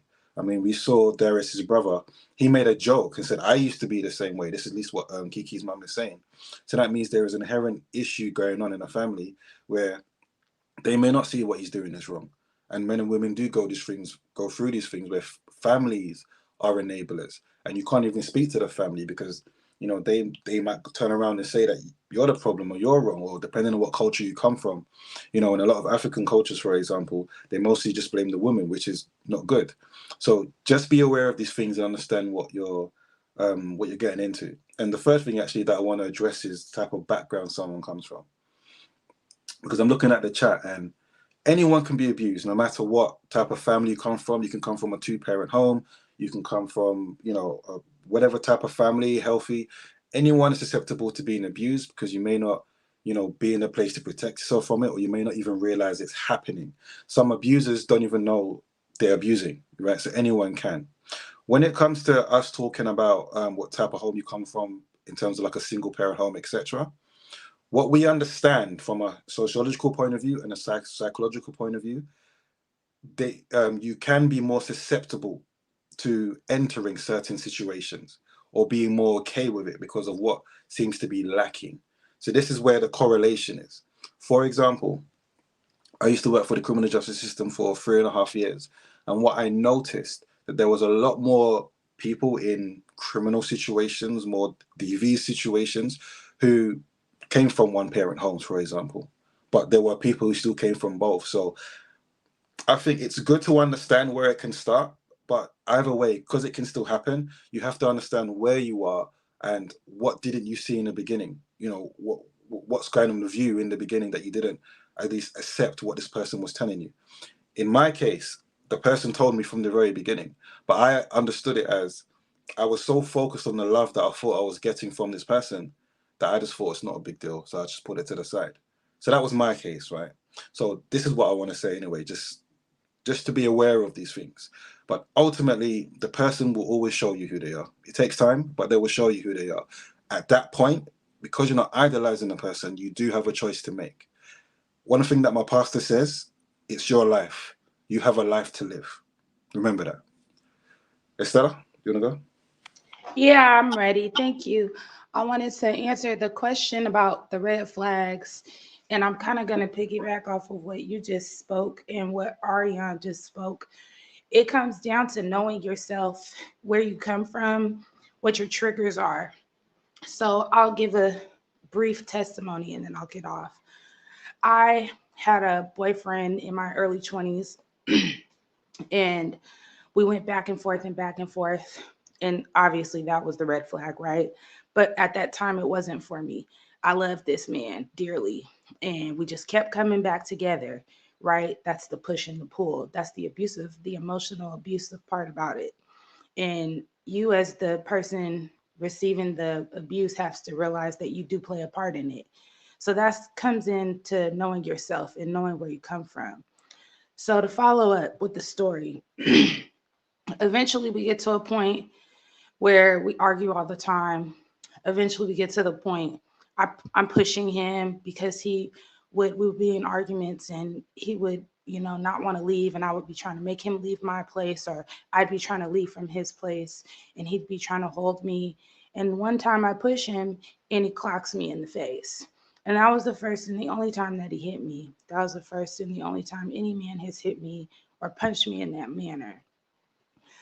When that happened, I was so deeply wounded and I didn't understand. I said, my father didn't treat me like this. My father didn't treat my mother like this. I know that this is in the history of my family from my mom's side. I know that she grew up seeing things like that, but I didn't see that. You know, I used to watch Lifetime movies. I knew better. And I didn't understand how I let this happen to me. So that's a sign when you're always blaming yourself. You do play a part in it, but it's not your fault if someone hits you. Now, I was wrong for putting my hands on him and engaging for as long as I was. These are things that I became accountable for much later as I kept learning about myself and why I allowed myself to be around a person that we could get into such tumultuous arguments and it end up being physically violent. So, the bottom line of what I'm saying is you have to be willing to do your own self research. You need to look back in your family history. You need to ask questions where you can get answers. You're going to come to roadblocks when you ask some of these questions, but trust your gut, trust your instinct. Like I think Ariane was saying, you have to trust that thing that your body is telling you, this is not right, this does not feel right, this is not for me. That's the main part of understanding and reading red flags, is listening to your body and what your body tells you. I later come to discover that even though I didn't personally witness physical abuse of my mother to my father, well, that's not all the way true, but I didn't witness it on a daily basis. It wasn't something that was a part of my household. But I come to discover that because my mother grew up in a household like that, that all the children, my mother included, and all of us children are accustomed to a verbal abusive and an emotionally abusive and a mentally abusive rearing of their children. And that is why when I see certain verbal cues and certain emotional things that I feel, I can know now, like, oh, this person is kind of playing tug of war with me, so I don't need to deal with them because it's going to trigger me. And I'll feed into it because I grew up with someone who was verbally, mentally, and emotionally abusive. No, my mother did not beat me or rage at me on a regular. But there were small things that I grew up with because that's what she grew up with, and that's her normal. But that doesn't make it okay. So that long story just to say what Ariane and back up what Ariane said, you need to know your own personal history. You need to listen to your body and what it tells you. And you need to trust your gut. You need to trust your instinct. If something doesn't feel right to you, if you feel like you need to go through someone's phone, I don't recommend going through it because you're probably going to find something that you're not going to like. And you probably are in a mindset that you're not going to make a good decision based on what you see. But if you're going to go through it, you need to be willing to walk away or do what you need to do to protect yourself first and not harm another person for people out there who might be the abuser. So I just wanted to back up what she said. Just know yourself and understand who you are and what you've seen or what you may be experiencing in your childhood, because those type of things impact the type of people you attract to in your life. You may not realize that you have an abusive parent because they weren't like beating on you regularly or yelling at you all the time. But you may in fact be an enabler and be attracting these abusive people to you on a regular. So you need to understand who you are. Thank you, Estella. Thank you for just being vulnerable and opening up to us. And again, sorry, that you went through that.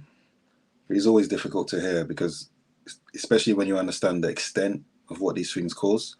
When you were speaking, it just making me think about, my relationship with my father. My father would be known as like a verbally abusive man, but instead of becoming that myself, I went to the other side of trying not to be that, trying to be, the best man I can be, trying to be the nicest man I can be. But I realized in my relationships, I was enabling abuse by doing that because I wasn't dealing with things the way that I should do, because I was trying to be so not like my dad. And it wasn't until I got older as a man, then I realized how I actually should be. So that's one side, understanding what parents can do. I was speaking to a colleague at work a couple of months ago, and she's in her 30s. She says she's extremely unhappy with her life. Retail therapy is her therapy. And when I was just asking, okay, what's going on? Because this is what I do. I speak to people about relationships, etc. And she said it's is because of relationships, and it's because of the choices that she's made. And when we delved into it a bit more, she had been through numerous markers of abuse, all different types of abuse. And the one thing that she said that hit me was that because her mum went through it multiple times, she felt she could go through it. When she said that shocked me. I didn't know what to say at the point in time, because that's one of the things that we really do sometimes misunderstand. What someone has been through at home can definitely, minimize, or it can amplify, but minimize how someone deals with other people and what they do think is okay. And someone I think it was Elsid in the chat, or Felicia Cooper mentioned, what if Darius and his brother came from that same type of home? These are some of the things to look out for. These are some of the questions to ask about someone's childhood and about their parents. And when you meet them eventually, you observe how they are. I once had a girlfriend where she was very abusive with her tongue. When I met her mum, I knew why, because that's what she grew up in. So some of these things do teach you. And do you know what? As much as we may care for people, I might say something that people might not like, but until we're married, we're still single. Until we're married, we're still getting to know the person that we're with, right? So at any point in time, you can walk away. If something is too much, or you see, if this continues and this person doesn't change, remember, you can't control them, you are still at liberty to walk away. Many people have done it, but I know it's difficult. I know it's difficult because sometimes we act like we're married before we actually walk down the aisle. But you have to remember, and I repeat what I said earlier, this is your life. This is our lives. We have one life to live. So if you have to make a difficult decision, just make it, because at the end of the day, life continues, life goes on, and it will get better. There is nothing worth staying in an abusive situation. There is no person that's worth staying with who is an abuser, who is really destroying your life, destroying your confidence, destroying you mentally, destroying you emotionally, even destroying you physically and spiritually, even financially. There is nothing worth staying in those situations. And when you come out of it, the first couple months or the first couple years can be hard, because you're going to have so much realizations about yourself. But when you come out of it, you're going to feel so free. I just remember the movie Waiting to Exhale, right? So you're going to be so free, exhaling, saying that, well, okay, you acknowledge what you've been through, but you are much better off not being in it. So that's my 2 pence. Go on, Jeff. Yeah, I just also want to say that when it comes to these conversations about abuse, I think, and also this is more partly also for the men in the sense, I think we need to really understand how deep the after effects are when someone goes through emotional abuse or physical abuse. I'm going to give you an example of that. Right now, I work as a care assistant, and there is someone that comes into mind who was a victim of that. Unfortunately, she also has other underlying issues like dementia, schizophrenia, anxiety. But then when I read her care profile, I found that unfortunately she not only got DV'd, but was also a victim of SA as well. Like, she replays that.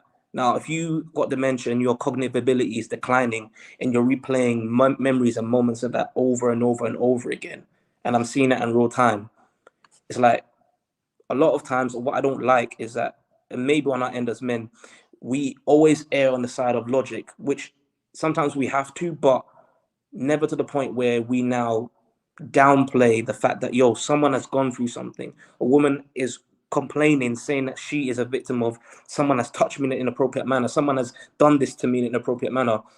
And then because we become so defensive, we shut them out, and then it's too late. And the next thing you know, we're now regretting and we're asking, we should have done this, we should have done that. We have to be much more better at learning to listen, not listen to respond, but listen to understand and empathize. I think we have to do better at that.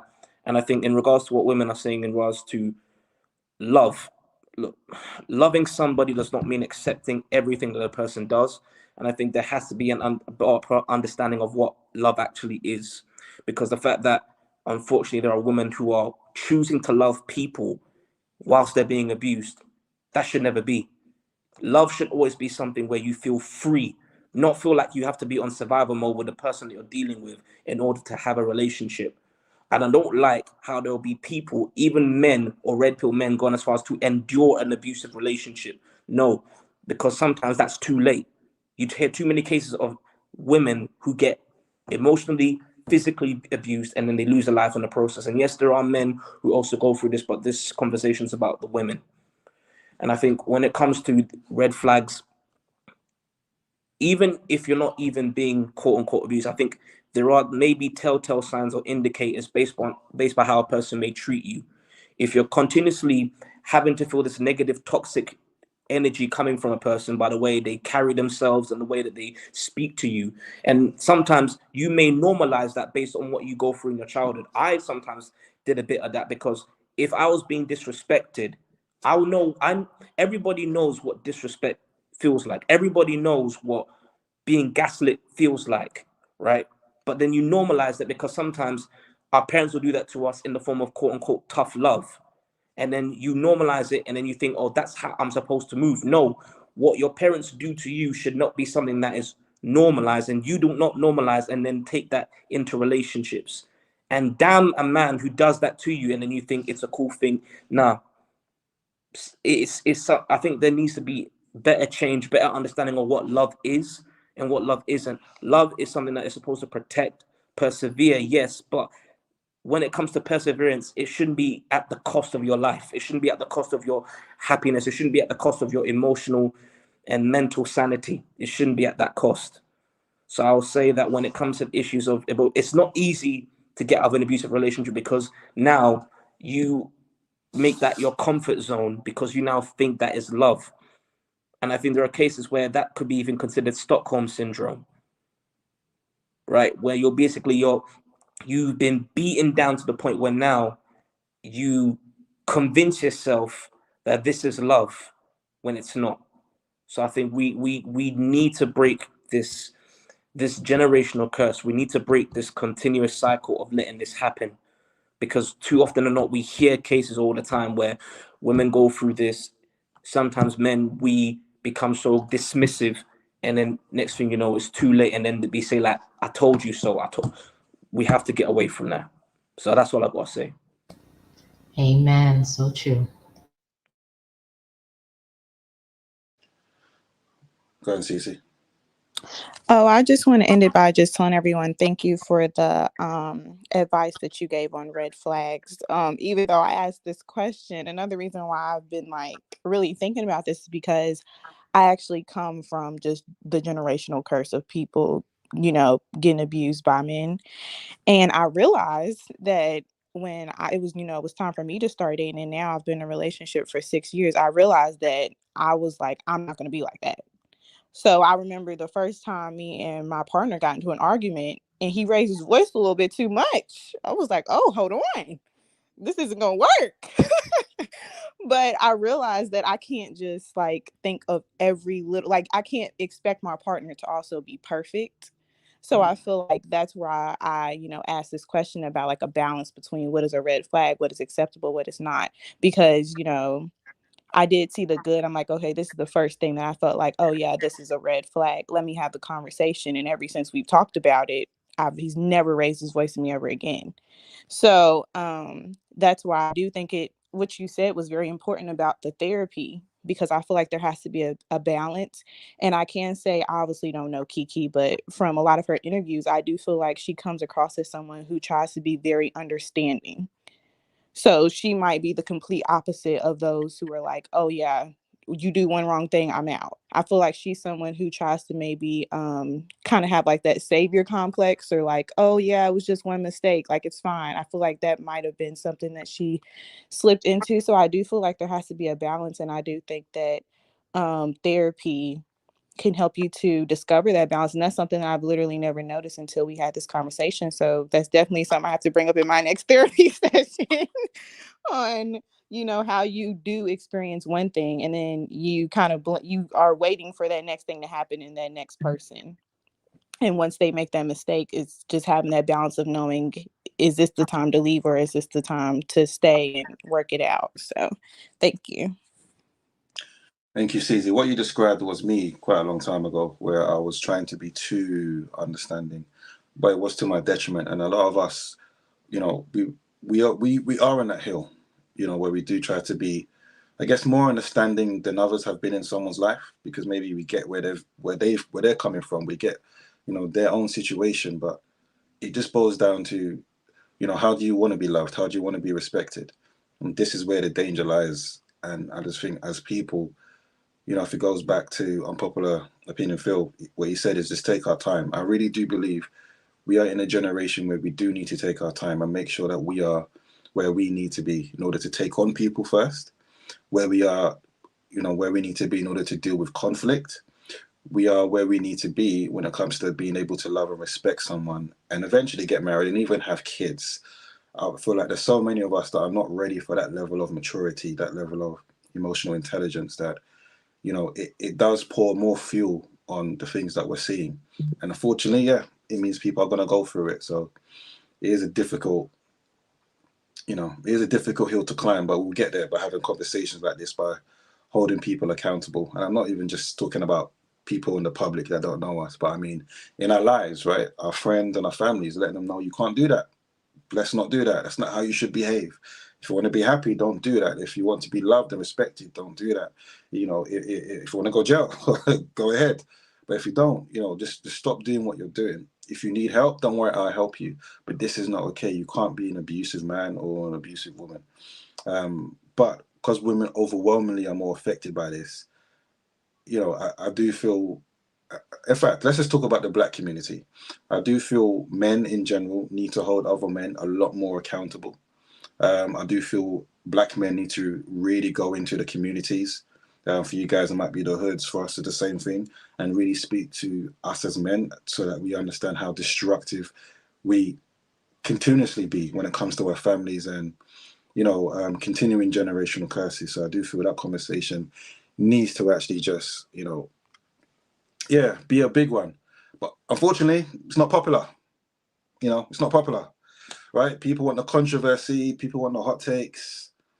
You know, so all we can do is continue to have these conversations, and when we're able to, we go into these spaces and talk about them. For example, in my workplace, I work for the financial regulator of the UK.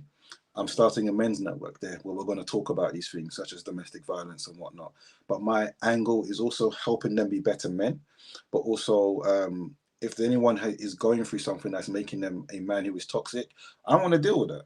I want to talk to that man because I don't want him to go back to his family and be a problem. So, you know, I also have a ministry called Kingdom of God, Kingdom of Greatness. And these are the things that I'm working towards. You know, I want to put people in a room and have these conversations, but, you know, I'm just one person, you know, and we'll get there, but it's just not popular, unfortunately. Called you back. You're on mute, bro. Just about, because I'm about to go out. But listen, thank you, Jace, for you know, hosting the conversation. Listen, I personally think this was a great conversation, right? We had so many people come in, share their perspectives, share their points of view, and give us different perspectives that are going to help have a more wholesome conversation. So I want to thank you as well for that, Jace. Thank you for the boys who came up, Jeff, Sam. I saw Gina come up. I know Lee. Janine, sorry, I said Lee, but Janine, CC, thank you as well, who came up. Phil, all of you guys who came up as well. Really do appreciate y'all for coming through and just sharing your perspectives as well. All right, so we're gonna leave it here today. I'm sure we'll probably have some more conversations as well during the course of the weeks or the days even as well. But thank you again for joining us today. All right, so we're gonna end it here, bring it to a close. But again, thank you all for who joined us. We had, I think, 800 people watching this live, which is crazy as well. So maybe Jace, you can come on and maybe you can do a bit of that work around the DV aspect. You can give a bit more of that expertise and then link it to your channel as well. And that maybe that could be something that we can do as a bridging gap as well. So thank you, audience, so much. Appreciate y'all. We'll see you again very, very soon. And much appreciation for y'all who joined as well. Much love. Thank you.